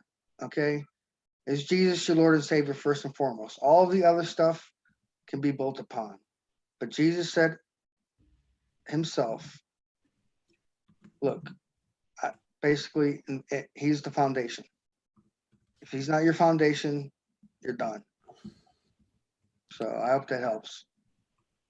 And No, that makes sense. I think you did offer some clarification. And I see Veckel right here says that he wants to get in here. So Veckel, I've met on, actually, it's kind of coincidental that Nathan has this picture of, oh of no, is he in there? because Is he Veckel in is, this? I met Veckel through G-Man. So Veckel's, Okay, so I'm going to wait to see what Veckel's email address is. I see if, sure. Yeah, I mean, I'd say I'd go. I think David Hume puts it better than I could, where he says, if we take in our hand any volume of divinity or school metaphysics, for instance, let us ask, does it contain any abstract reasoning concerning quantity or number? No. Does it contain any experimental reasoning concerning matter of fact and existence? No. Commit it then to the flames, for it can contain nothing but sophistry and delusion. And I think that's basically where my position's at the minute regarding theology, perhaps. okay, interesting. So you're going with David, and I haven't read much on David Hume. I just know his take on miracles, and he and I have a difference in that particular take. I disagree with him on the a priori, but I think he's got a great hit. Like his stuff on natural theology, I think is really good. Okay. I'm not sure if Veckel's going to be coming, because Veckel said he was going to send his email address, and I haven't gotten it yet, but I was thinking we could go another 20 minutes if Veckel decides to come on here and hear him out for his thing. And again, I met him on G-Man's channel, and G-Man is very entertaining to watch, so I'm going to throw him a bone. I know he's not in the chat. I don't see him at least, but he's pretty funny. Oh, you sent an email address to my channel? Okay. I will find that. Hold on. You guys can continue. I'm just going to. Sure. I don't see the, so so actually I'm going to go back and ask you, both of you, because if you think there is a powerful argument for God, what do you think the most powerful argument would be, either for God or against God? The modern day state of Israel, no more powerful argument than the existence of Israel, because the Jewish people were scattered completely, just about. And the Hebrew language was a dead language. No other nothing than a modern day miracle could regather a people scattered so far and so wide back to the homeland of Israel, and nothing else in them. And by the way, there's no other nation at all that has ever happened to, and no other language that has been dead and that is now spoken regularly in today's world. Never mind all the other stuff that has happened in Israel, such as it being a dead land and is now one of the leading exporters of produce. There it is, and all the other stuff. So the modern day state of Israel is the biggest proof for the existence of God. So you said that something to do with it being a dead language, and I wasn't sure what that was, but also the gathering of the people. If I could offer you a natural explanation why that happened without there being a God involved, would that reduce your confidence that that's a good argument for God's existence? What other natural explanation, or what natural explanation could there be? So say that the Holocaust happened, and because of the political climate, people wanted to find a land for the people of Israel. People were worried about anti-Semitic persecution, and so they decided to go back to the land, for example. No God necessary for those things to happen. And I mean, you could argue in a sense, if you're holding to, you could go with presuppositionalism, for example. But yeah, I don't think that explanation really requires there being a God's existence. That's just people and politics. Okay, do you know how much percentage of European Jews made up the modern day state of Israel in 1948? Right. That I don't. I just want to point out Veckel's in the house too, so to add to the conversation. Hello, can you hear me? I can hear you, Veckel. All right, thank you for the invite. I know you guys are getting ready to leave soon, so I don't know. I didn't want to keep you guys if you were ready to get out of here, but no, we'll say we got another 15 minutes or so. It's all good. that's perfect. So we were just talking about if you wanted to talk about what you consider evidence for God or strongest evidence for God or against God. And I know that Prophet David brought up this modern state of Israel, and Nathan just mentioned that there could be naturalistic explanations for that, such as the way people felt towards the Holocaust. But I didn't know where you wanted to, if you wanted to continue in that conversation, Veckel, or if you wanted to offer some of your own thoughts on that topic. The topic of being as evidence for God. Well, you're talking to a so-called Calvinist here. So I would have to say, first of all, based on my own theological position, I don't think, I believe that everyone knows that God exists, or at least a God exists. Uh, and the biggest evidences of that, in my opinion, is the fact that atheism exists, the concept that atheism exists. The fact that we have people like, for let's say, Aaron Raw or Matt Dillahunty, they go on campaigns and evangelistic tours around the world and around the United States, just with the sole intent of getting people to stop believing in this being that they claim doesn't exist. That to me shows me, it just raises my curiosity and a lot of curiosity of a lot of people. I don't understand, and I never could for the life of me understand why somebody who is assured that this being doesn't exist, or that the Bible is an irrelevant and untrustworthy source of information, would deliberately spend a lot of time and energy and money going around telling people that that you shouldn't believe in this God. I just can't understand that for the life of me. But in the same way that an atheist can't understand why a believer like myself would continue to believe in the Messiah who they've never seen. I've never seen Jesus walk on water, never seen him do the miracles that's claimed in the Bible. But yet, no matter what I do, I can't help but to not believe. I can't help not to believe it. So I would have to say, I don't know what other way we can prove to anyone that God exists. You have what's called empirical evidence, and you have what's called circumstantial evidence. The circumstantial evidence for God, I would say, would be the fact that you have, the things that exist before us, the trees, the sun, the moon, the stars, the sky, the fact that we can even have these kinds of discussions and make sense of these things. To me, that would be, in my opinion, a form of circumstantial evidence. But as far as empirical evidence, I don't know if we will be able to validate that. That's just my opinion. I mean, we don't have a piece of God in a jar or anything like that, or something we can, we don't have anything on videotape that shows, God himself doing something, or any part of his body or part of his being. So I don't know. But I would say this, and I'll wrap it up, that the atheists are very hard pressed to disprove the existence of God according to their worldview. They just won't be able to do it. They failed miserably many times, and they'll never be able to succeed in validating their atheism, at least against the God of Christianity. That's powerful arguments on all sides here today. I think everybody's been really bringing their A game. So thank you.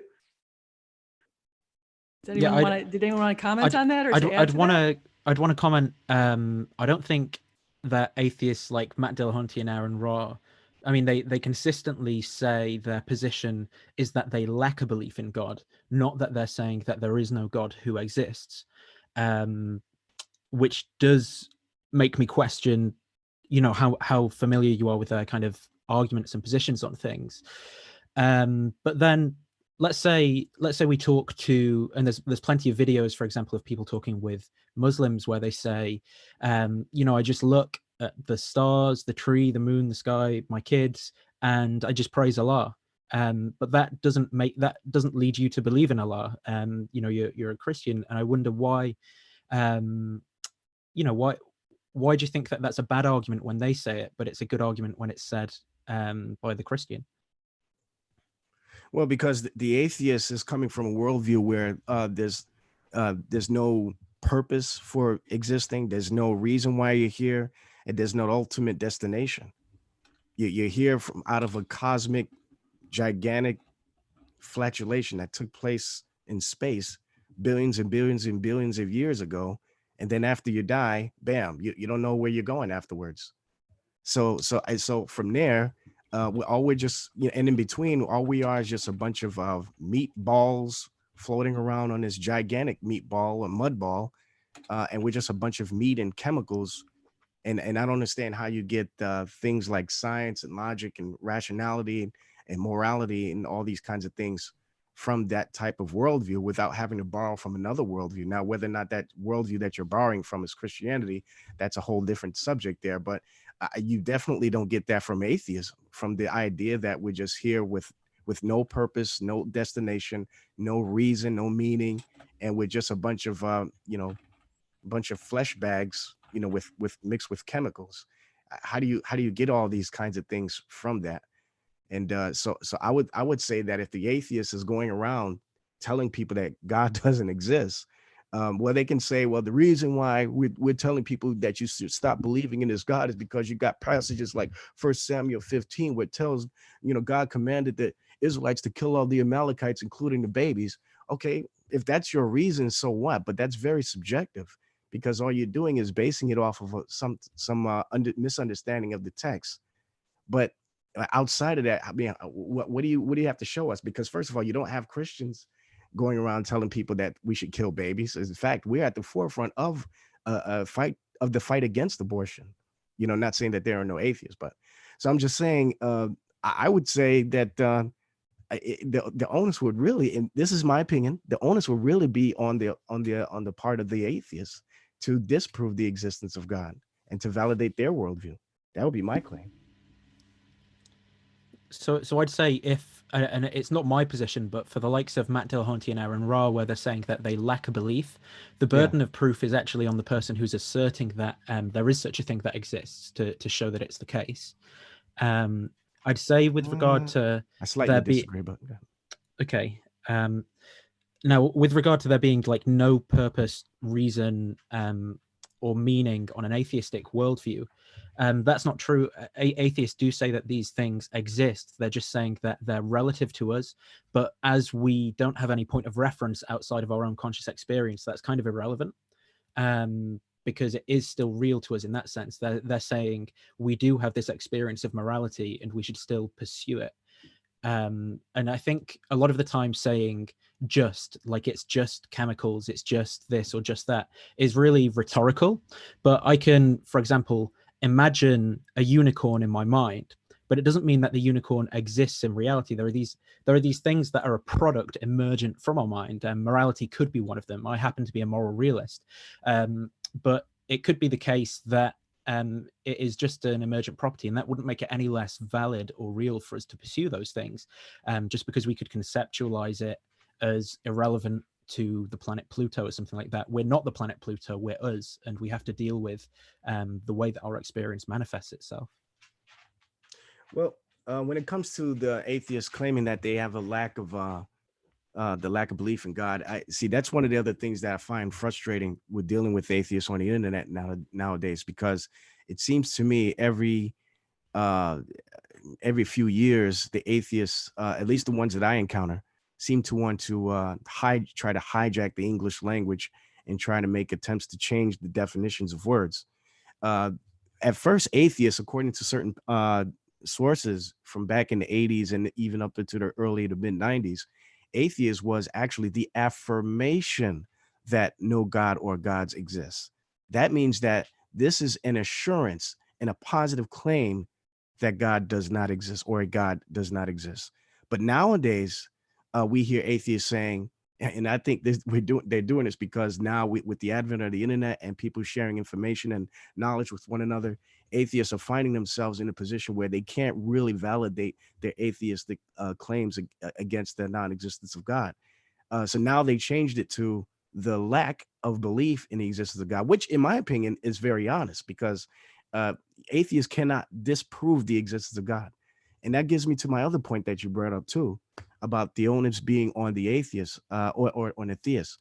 The only thing I disagree with you on that statement is that claim that you said goes for both people and for anyone. So it's not just the theist who makes the claim that God exists. that they have who the onus is on. It's also on the atheist.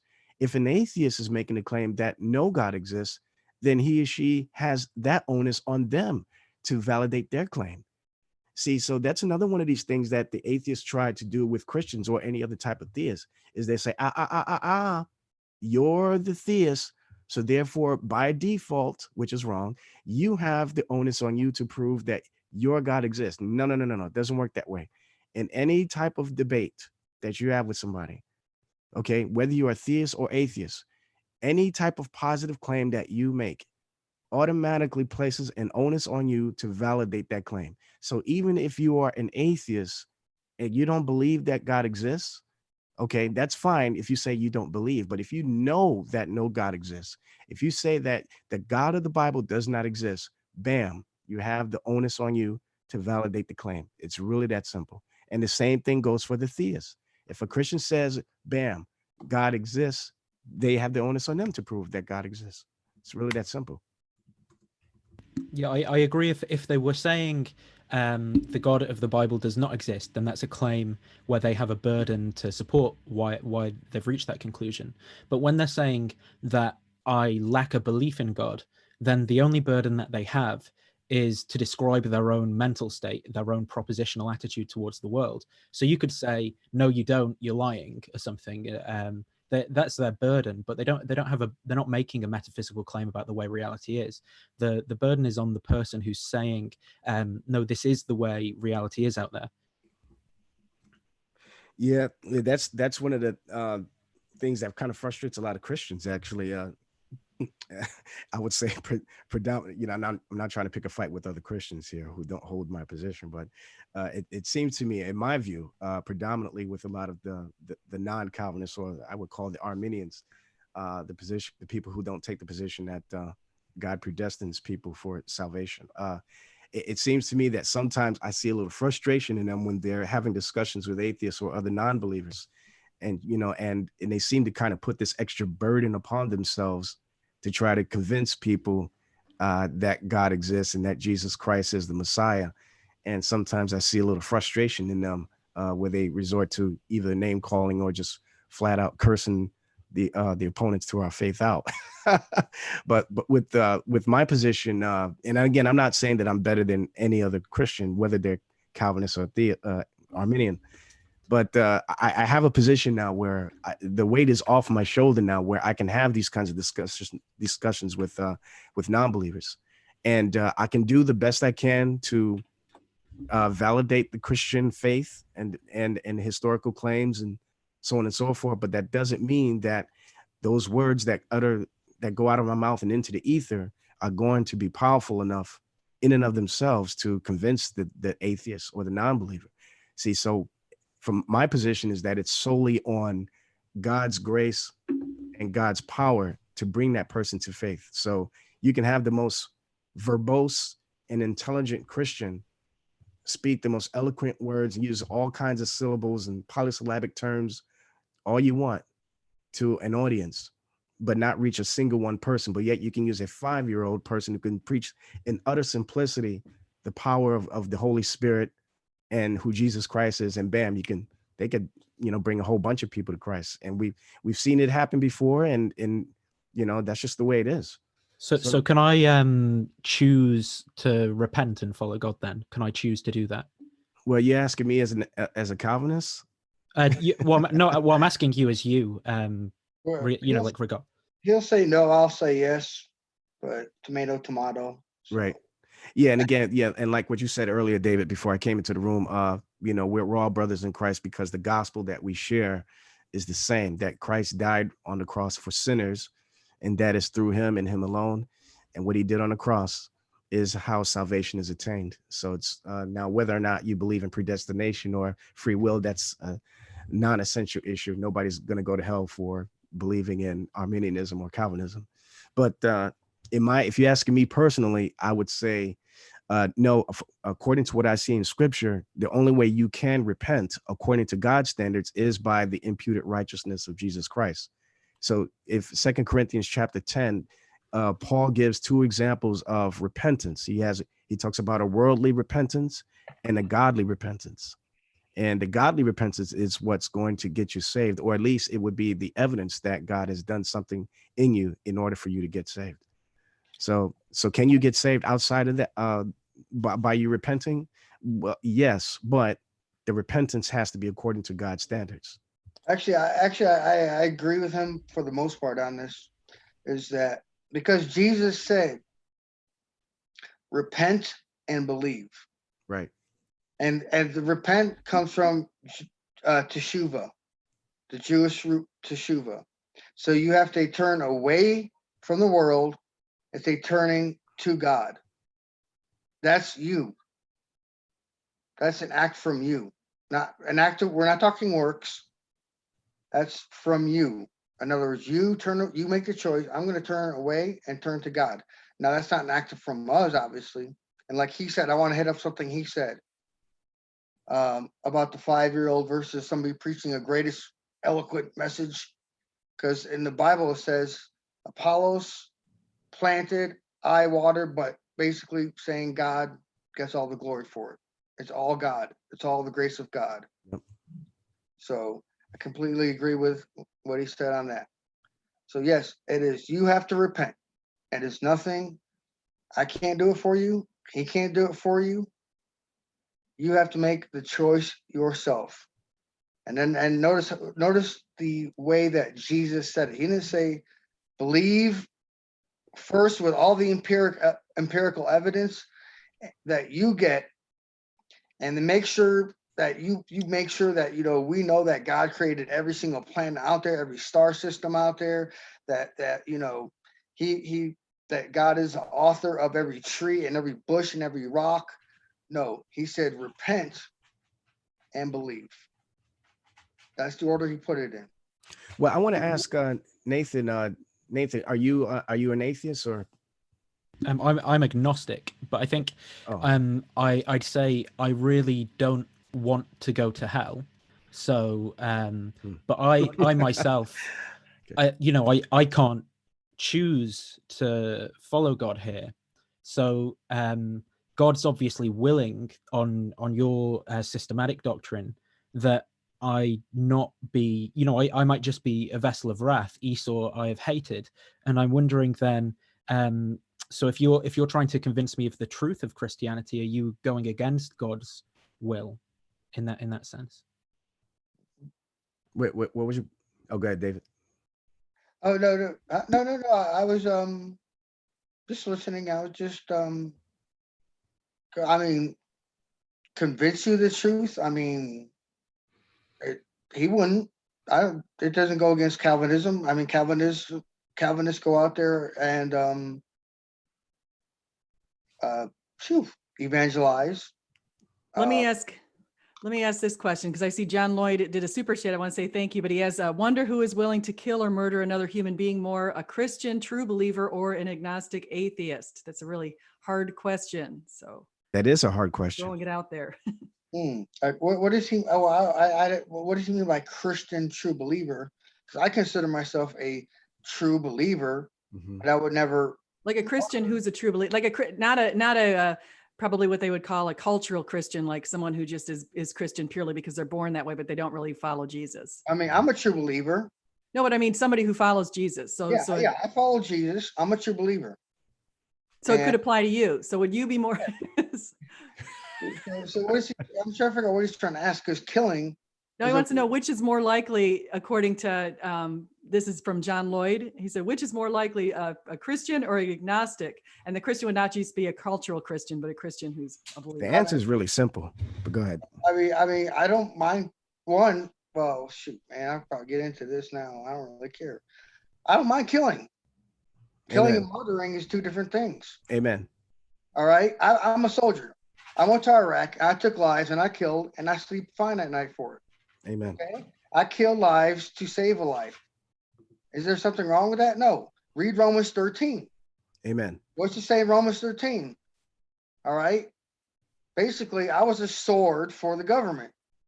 And I'm fine with that. All right. Guess what?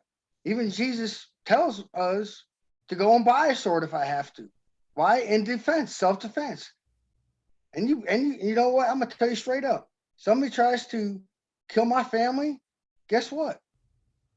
Guess what's going to happen to them? They're going to get either a 45 or 5.56 or one of the other two to the head. I don't think anybody better go after Prophet David's family. However, murder is different. Murder of the So unborn. in self-defense, but if let's just talk about actually Veckel said this is an easy answer. So what would you say, Veckel? Well, and David already answered the question brilliantly. There is a mass difference between killing and murder. We are specifically commanded not to murder, but killing is murder is killing also. But murder is, you're killing someone without a just reason, a just means to do it. So when capital punishment, is that murder? No, only if it's done outside of justice. Killing somebody who's trying to rape your family or kill your family or whatever, that's not murder. You might be killing them, but that's not murder. But I'll tell you who's most likely to kill an unborn child. Agnostic. Yeah, and well, let's talk about something a little deeper though, going back to what I brought up before about 1 Samuel 15, because I think this is kind of where John was going at, because he says, I wonder who is willing to kill / murder another human being more, a Christian, true believer, or an agnostic atheist. Now, if you go back to 1 Samuel 15, what has God commanded the Israelites to do to the people of the Amalek? He said to kill every last one of them, men, women, children, including the babies who are still, attached to the teat. Kill them as well. Kill everything, even the animals, everything. Now, is that murder? We can have, that's a whole other discussion right there. I would say, and I think all of Christians here also would say that's not murder. And the reason why it's not murder on God's part is because it's an act of judgment upon Amalek because of what Amalek did to the Israelites years before. Because what God commanded them to do, the Israelites to do to Amalek, is exactly what Amalek did to the hundreds and hundreds of innocent Israelites years before. So it was an act of vengeance on God's part, not on Israel's part, but on God's part. Remember, God says vengeance belongs to him alone. And we can go deeper than that too. We can go into the part that they sacrifice babies themselves. So by God taking them out would prevent them from murdering babies in the future. We can go deeper than that. And remember, God commanded them to kill all the people of the Canaan, but God gave them how many years? 400 something years for the Canaanites to repent of their evil before he commanded any of that to happen. Can I respond to something real quick that's in the side chat real quick? Sure. Brother John, how you doing, man? I see you. It's been a while since I talked to you, but he left in my opinion, a silly comment. I guess in response to the comments that David and I are mentioning. He says that God commanded abortion. That's absolutely false. This is another argument that a lot of atheists and non-believers would try to raise, whenever we're having a discussion of abortion or even morality. And what he's referring to is a passage in Numbers chapter 5. I forget the exact verse, but the Christians here, you're probably familiar with that part where it talks about the sign of infidelity. So, for example, if a woman was accused of being, cheating on her husband, one of the things that they would do, the thing that they would do is to get dirt from the ground of the tabernacle, put it in water, mix it up, and then it would make her drink it. Okay, and if she drank it, after she drank it, her stomach, began to swell. Then what would happen was it would make her sterile or infertile, whatever. What's the word? Or barren. So she wouldn't be able to have children. The thigh to rot and your belly to swell. Thigh to rot. That's right. So that's the word. Those are the three words that they look at in the passage of Numbers chapter 5. They look at the word thigh to rot if you're looking at the King James, and they say, aha, see, this is abortion. No, it's not. It's a prevention of pregnancy. That's what it is.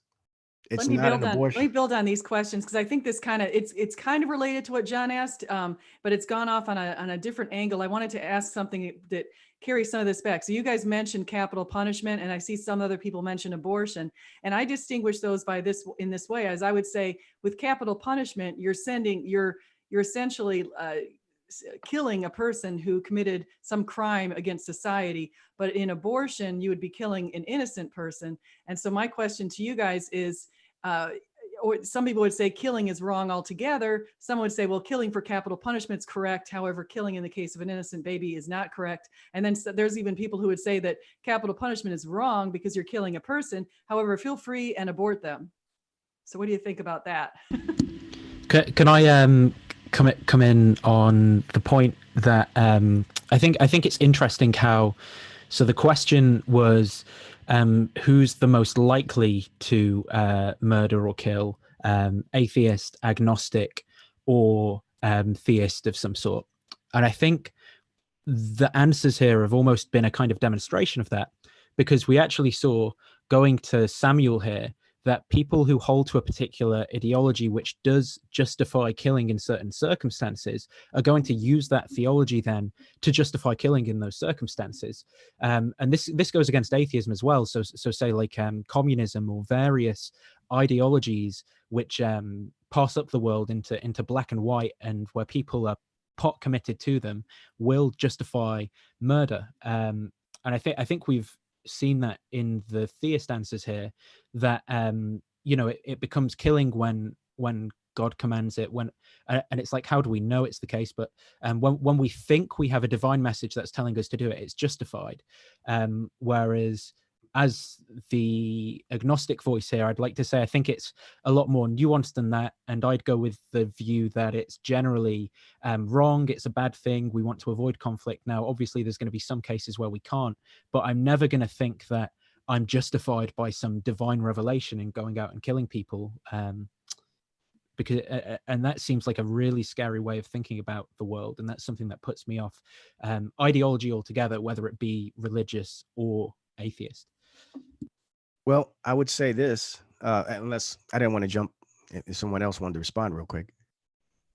Feel free. Oh, okay.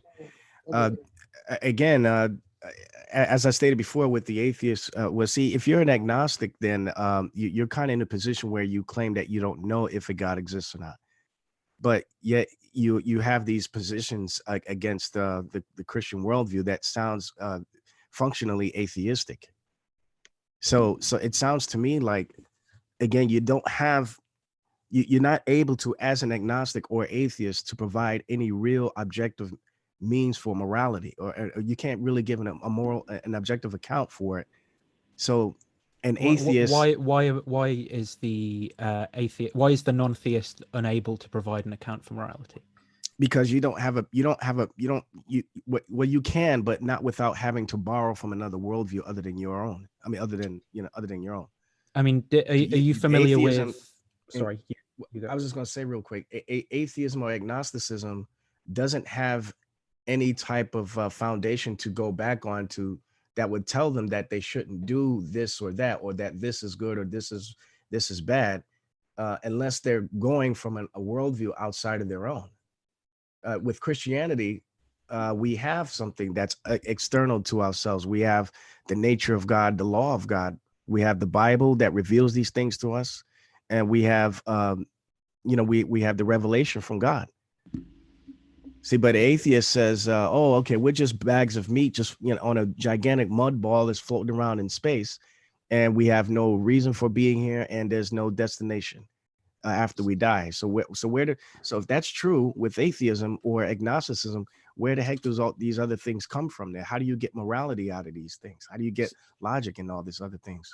So there's two claims there. I think one is that you can't have moral facts without theism, and the other one is you can't have any type of reasoning or anything without theism. So when it comes to the first one, there are moral realists who aren't theists. So there are non-natural moral realists who are Platonists.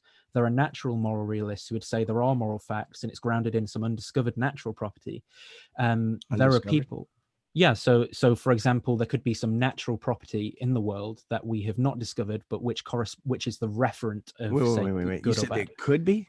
That's Yeah, there really could be. interesting. I just wrote in fact, I just did a video on objective morality, and I would love to expand on what your natural foundation would be, because I can't think of any. Oh, I'm a Platonist, so I'm not. But I'm saying that this is still an open possibility. To say you can't do it, like I think Eric Wielenberg, for example, would trounce us all in a debate, and he's a natural moral realist. Like, so I don't really, I wouldn't.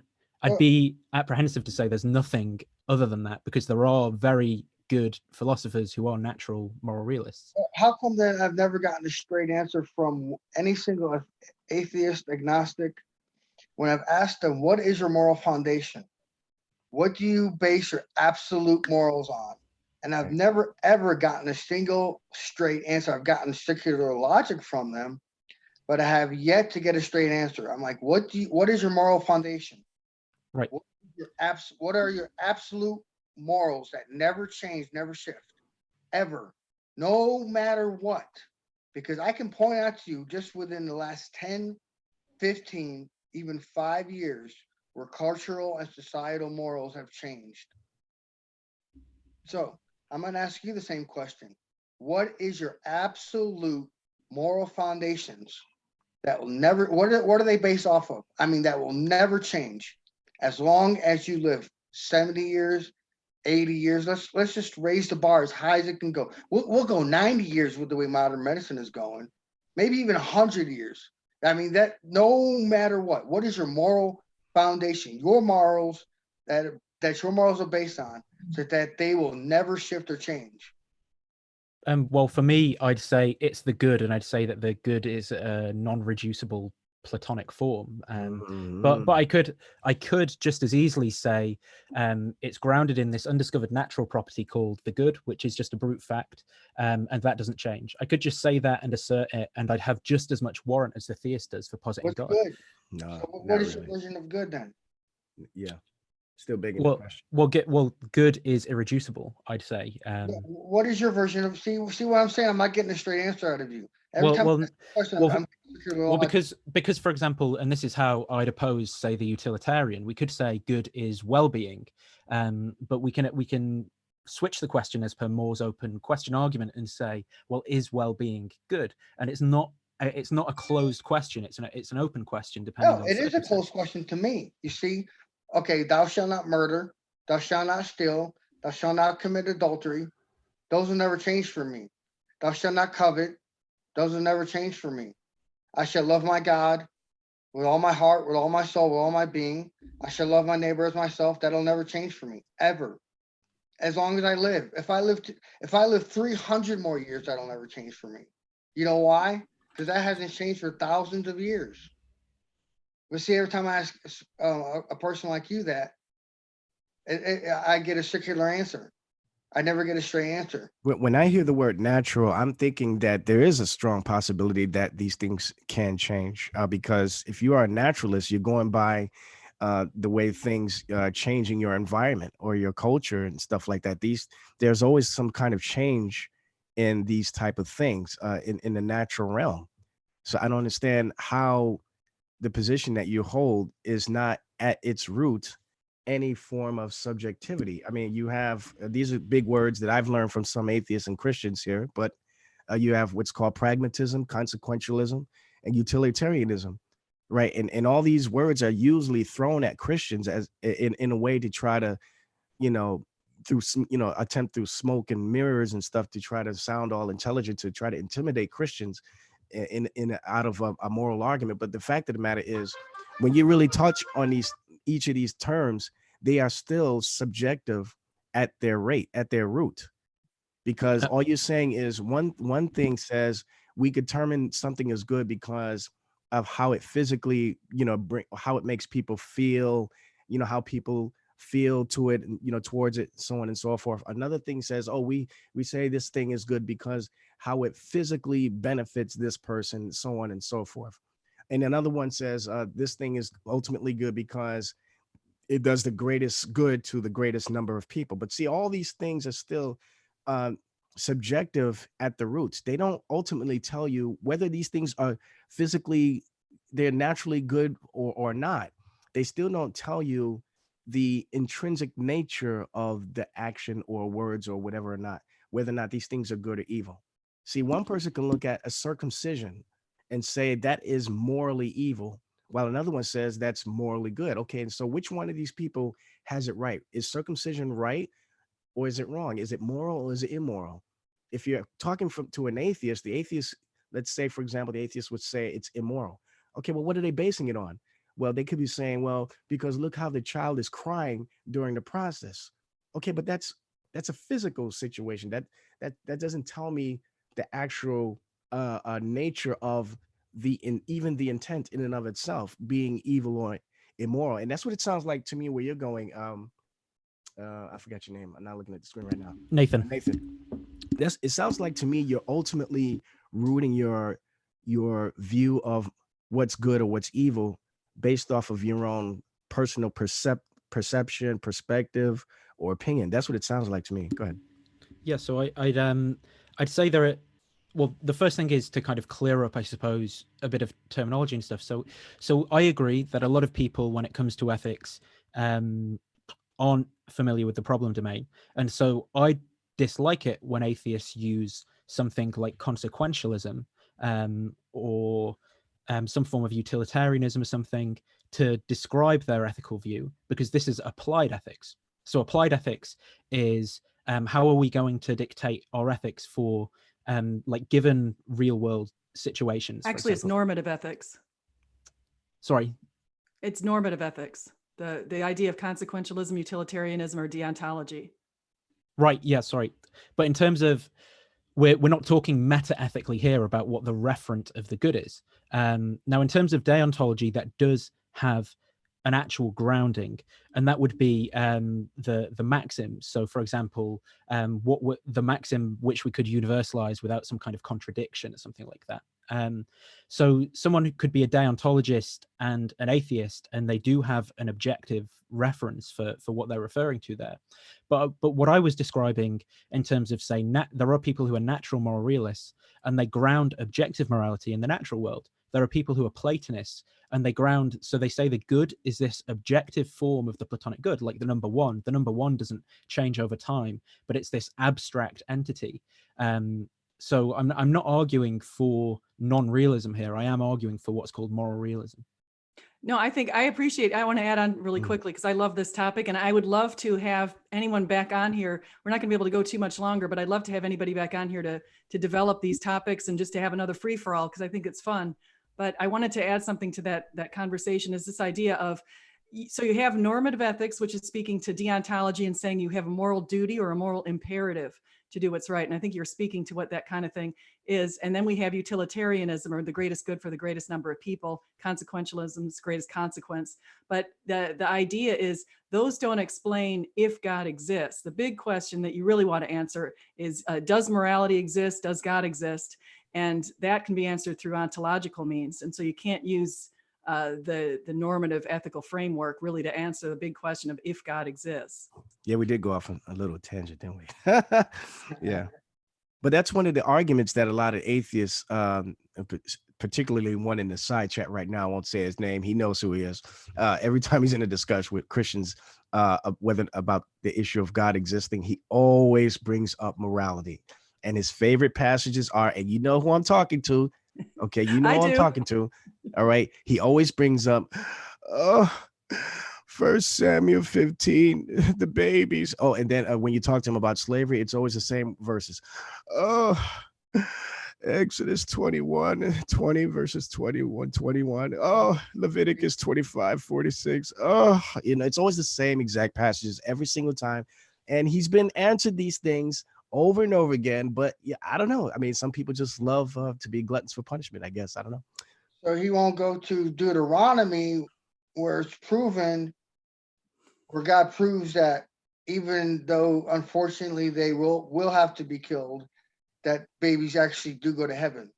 So he won't prove that one though. Yeah, and again, what I'm looking for from the atheists is, look, we can agree, and thank God that they believe that rape is wrong, as I do. And thank God that they're against slavery, okay, in the sense that, you know, we saw as the transatlantic slave trade and stuff like that. You know, thank God they're against murder, you know, at least the ones that are speaking against it anyway. But the fact of the matter is, why are these things inherently wrong? And I don't think the atheists can answer that from an objective standpoint. They have no choice but to suggest that morality is subjective, which And honestly, some of them honestly do. right. But Where- see, where then they do- have the problem though.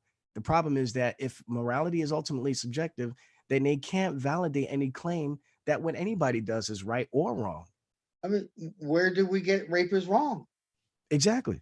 Where do we get it from? It wasn't from the outside culture. I'll guarantee you that, because I've been to the Middle East. I've been there, and guess what? Rape is okay in the Middle East. In fact, it's Mhm. so okay, by the way, and this. I'm not going to get into, by the way, where the Bible comes into play, and it is great because guess what happens? Uh-oh. Did he Went freeze up? out. Prophet David, you went out. I want to add to his Middle East thing though, while I think he's on mute somehow, but I wanted to add to that Middle East, the idea that the only way that people Say that. justify, let me say something, Prophet David, the only way people justify rape anywhere, even if it's in the Middle East or wherever it is, people know it's wrong in their minds. The only way you justify any sort of a really negative action towards another human being is by dehumanizing them. And a lot of women in the Middle East are considered second class. And in their Quran, it basically said that you need 2 women to equal 1 testimony of a man. It's because women have half the brain essentially of men. But- And then hell is full of women according to the Quran. Well, I mean, I forgot about that part. I mean, I guess, yeah, exactly. And the point I'm trying to make is in fact, all of these laws we have in the West, where do we get all the laws from? Every single moral law that we have is based off of the Old Testament. So all of the atheists that say God is so evil because of what's in the Old Testament, guess what? Every single law of morality that we have in the West comes from the Old Testament. Yeah, let me, I want to say thank you to John Lloyd. He says, thank you guys for being so forthcoming with your information and being honest. Also, he said, interesting how some of the smartest individuals of the past believe in a creator. Tesla, Einstein, Newton, Faraday, Pasteur, Kelvin, and of course, Jesus, the smartest. So. Yeah. I'd say for you two guys, regarding like objective morality from a non-theistic standpoint, if you were to come to understand objective morality and how it works without God on one of these say natural or non-natural theories, then would that make you change your position that there's nothing other than theism? Would you actually then come to say, well, actually, maybe I can't be certain that the only possibility is theism because there are these other possibilities out there that you then understand?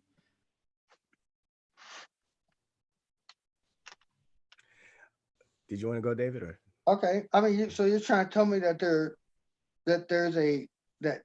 you would try to convince me that there's objective versus subjective, and that's basically like someone trying to tell me, you know what, morality is objective. Over 60 million babies have been murdered in the United States alone since Roe versus Wade. So that's objective morality to me. It's okay. It's okay for somebody to murder a baby in the womb. It's objective.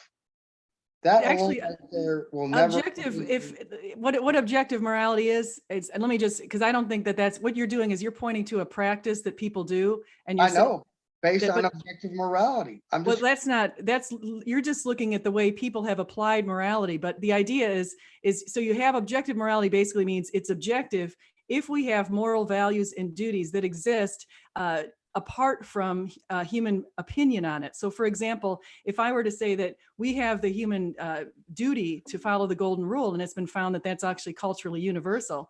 And so we have the moral duty to follow the golden rule, no matter what we are. And so anywhere in the world, people have this moral value to follow the golden rule. Now, if they do it, that's a whole different question. That's not the issue that we're asking. Do they actually have this objective moral value that stands regardless of our culture, our era, our generation, and all that. And so if we have a moral duty and a moral value, and the values are things like life, liberty, justice, equality, equity, if we have these and they stand apart from human opinion, meaning they're not varying as a function of human opinion, they're transcendent to human opinion, then there must be a transcendent moral lawgiver.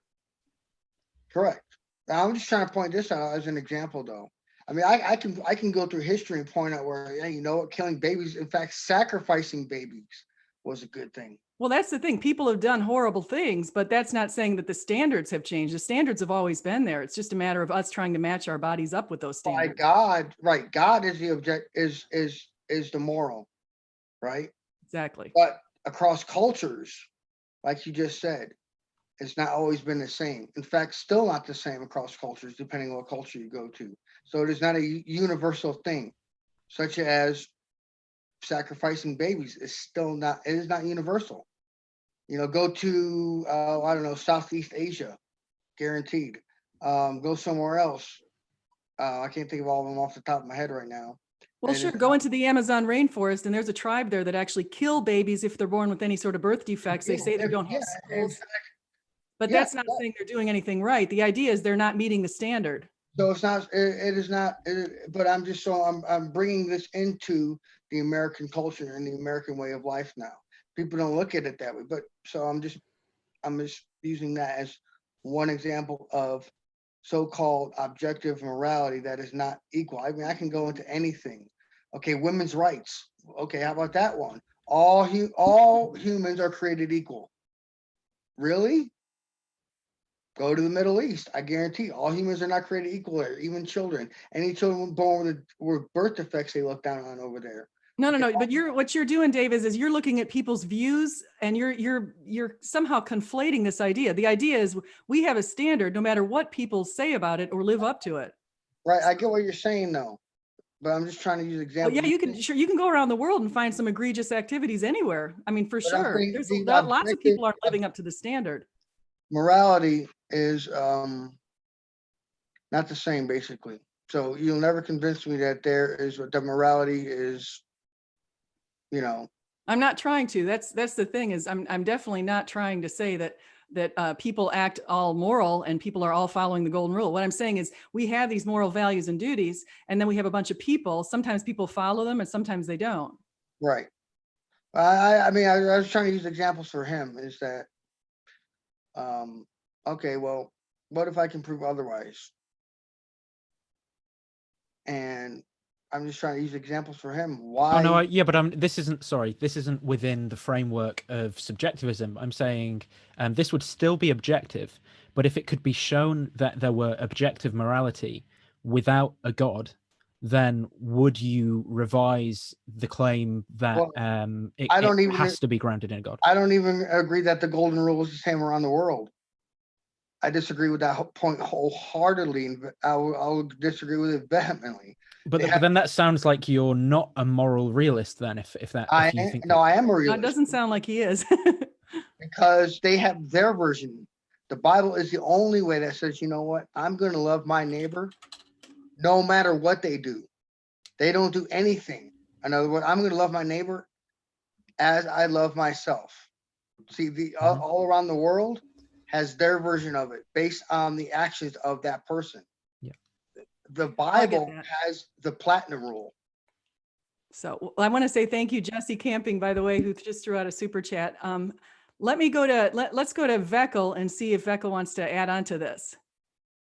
Yeah, I'm just trying to understand what Nathan is saying. Are you saying that if we've discovered that there was that morality could be objective without relying upon a God or a lawgiver, would we change our view? Is that what you're saying? Yeah. I don't understand how that's possible. But if you did understand how it was possible, would you change your views? I'm not sure if I can answer that question honestly, because it wouldn't be objective. So let's change, if we change the claim from the God claim, then let's say something like acceleration due to gravity on Earth at sea level is 9.81 meters a second squared. If I could show you that it isn't, then would you still continue to believe that that's the case? Well, Are you trying to define what objective and subjective means? No, I'm trying to understand what would change your mind. All right, let me first understand, and you tell me if you disagree with my definition of objective. Objective is something that is it's autonomous, it's immutable, uh, it's not contingent upon or based upon human opinion, conjecture, perception, or anything of that type of sort. So it is a thing is what it is, despite what the things around it uh, perceive it as. Yeah, I agree. So Yeah. your perception of the thing cannot change the objective nature of the thing. So Yeah. what we're trying to figure out is how do we know, how do we determine, at least from an atheist standpoint or an agnostic standpoint, how does an atheist ultimately determine the moral nature or essence of a certain action or whatever? Well, And the you're same way asking a me, Christian does. right? And you're asking me if there was no moral lawgiver, or if there was no God but another moral lawgiver, you're saying, or no moral lawgiver at all? No, and what I'm saying is, if it could be shown to you that morality is real, okay, there are moral facts. So to say something like it is always wrong to torture babies for fun is a fact, and that is true universally. If that could be shown without there needing to be a God, for that to be true, then would you change your belief that there has to be a God for it to be true?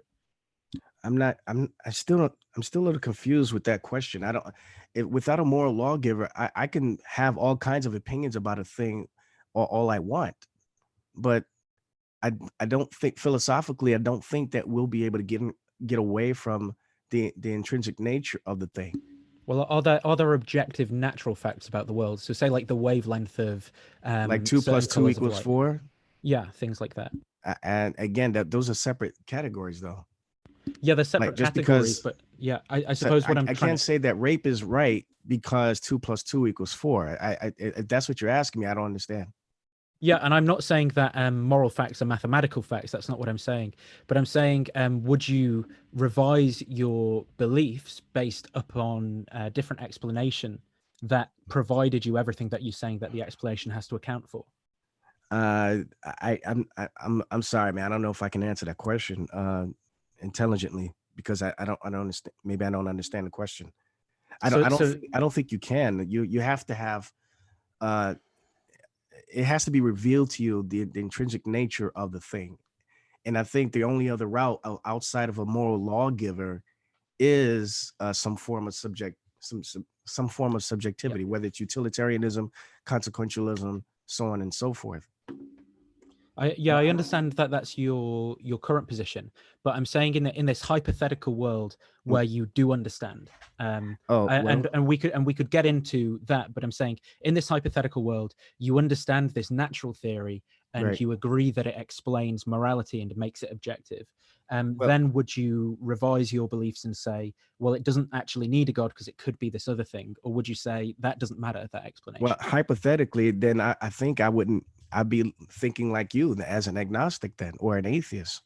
So in that hypothetical scenario, I guess, but that's not reality, of course. But No, and I'm not saying it, but I'm saying, what would it actually change your mind to be provided with this this other explanation to understand it?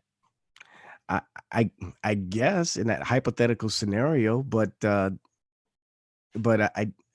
if I'm understanding your question correctly, I guess it would have to be something would have to. But see, that's still ultimately subjective, isn't it? Though, I mean, in order for me to be convinced of something, I would have to have a series of different elements and things thrown at me that would lead me to this conclusion that, okay, you know what, I'm convinced there's no moral lawgiver, there's no God. Just like atheists who claim to have once been a Christian and now claim that they're, an ex-Christian, which I don't believe. We talk about that another time. But anyway, so they've been thrown at them, or so they claim, a series of different quote unquote facts and other things that ultimately led them to the position that no God exists. So in that hypothetical scenario, I guess I'll bow down unless somebody else can answer the question way more intelligently than I can. But in that scenario, it would have to require something that would appeal to some form of subjectivity on my part in order for me to come to the position that you're talking about. I got to run soon. I got to run because my battery's about to run out on my laptop. So Okay. I want to say thank you, David, for coming on and sharing your story. If those of you who joined, if you didn't hear the very beginning of this, David has pretty much miracles have happened in his life. And so he explained that all in the beginning. So thank you for sharing that. thank you all for having me, and thank you, Nathan and Beckel, and both of you have been wonderful and awesome. And no matter what you believe, both of you had hey, Beckel's my brother in Christ, and Nathan, thank you. No matter what you believe, you have a great and wonderful attitude, brother. Thank you so much. So, Thank you. Yeah, Thank you, God bless Veckel, you. for the super chat. It says, love you. God bless you. Love your channel. That's so nice. Well, thank you. Well, listen, you guys, I was just thinking since everyone was, and we have so much more to talk about, would you, I would be willing to do another one of these coming up this week. I'm available a bunch of different days because I'm on break right now. So we can start this back up. And so I could bring you back on if anyone's wanting to come back on. That's totally great. So you can just let me know. We still have Veckel here. Yeah, I'm still here. Yeah, me too. Yeah, the only reason why I'm not at work today is because my daughter's sick. So just keeping an eye on her. Oh, well, sorry to So hear that yeah, I'm about your supposed to daughter. work today. I'm supposed to be at work right now, but she's got a really, really high fever. So what I'll do is I'll send out links. I'm thinking of doing something. And Andy, I'm not doing this for a living.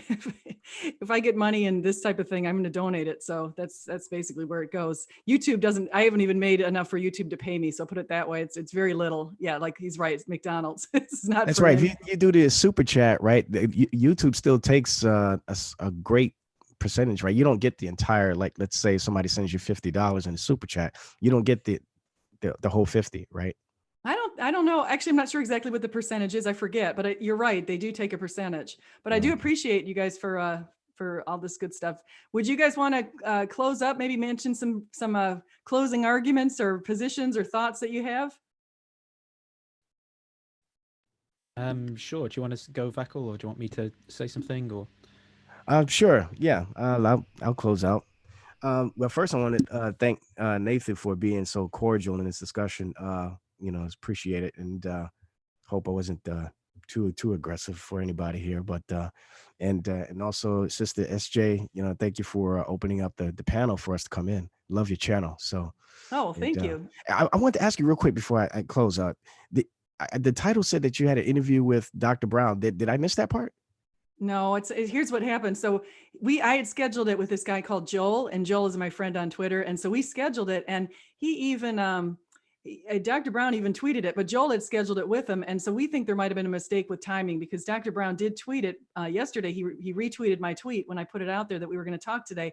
So either the timing was wrong for him or something came up that interrupted this. But unfortunately, I'm hoping to be able to get him back on because I'm in love with his books. Yeah, I definitely get some of his books too. So, all right. I was just curious because I was definitely wanted to listen to that. So, and if it still goes on, yeah. Well, I'm already subscribed to your channel, so I'll get the notice. Oh, well, thank you. But anyway, I just wanted to say thank everyone for the conversation, and just know that Jesus is the way. He's the way, the truth, and the life. And through him and him alone, and by his work on the cross, can anyone receive salvation. So I'll end it with that. Thank you. And G-Man's in the house, and Nathan wants to get a hold of G-Man. I just spotted. So Nathan, did you want to say? well, I thought it'd be fun to have a conversation with G-Man, but I've been trying to get in touch with him, but I don't seem to be able to get any responses. I don't know how to contact him, if he's got an email or something. Oh yeah, cool. He's just giving it. You'd be better off just subscribing to his channel, man. Yeah, I did, and I was commenting on some of his videos and things, but yeah. Oh, he just put his email address. So you've got that in the chat there. Yeah. gtvgtv3@gmail.com. So obviously we're going to be able to set something up. I hope I'll get an alert on that because I've got a subscription to G-Man's channel too. So anyway, thank you guys. I'm going to put links to your channels and links to some other links that you'd like me to include in the description so that people can get a hold of everyone here. And I want to thank everybody for coming on today. It was really impromptu, and a lot of you are very bold to just come in out of the blue and say, hey, yeah, I'll get in there. So that's fantastic. And so Nathan G-Man says he will chat with you. Awesome. Yeah, and thanks for having me on, SJ, as well, and thanks to the other people who were on before as well for being cordial and exploring these things. Oh, thank you. I'm just trying to, I'm trying to make a few people more moderators here. And so if you come to my channel a lot, I'll try to make you a moderator. Actually, I'm going to make Nathan a moderator too. So I just made you 2 moderators. So that's Awesome. one way to become a moderator. A lot of times just come on my channel and make you a moderator. So anyway, so thank you. And I just made Veckel a moderator too. So thank you so much, everybody. Why does it not show that he's a moderator? Did you just give me power? I gave you power, Veckel. Unlimited power. Yes. So thank you so much. I'm going to go ahead and end this. Please like, subscribe, and do come again. Bye-bye.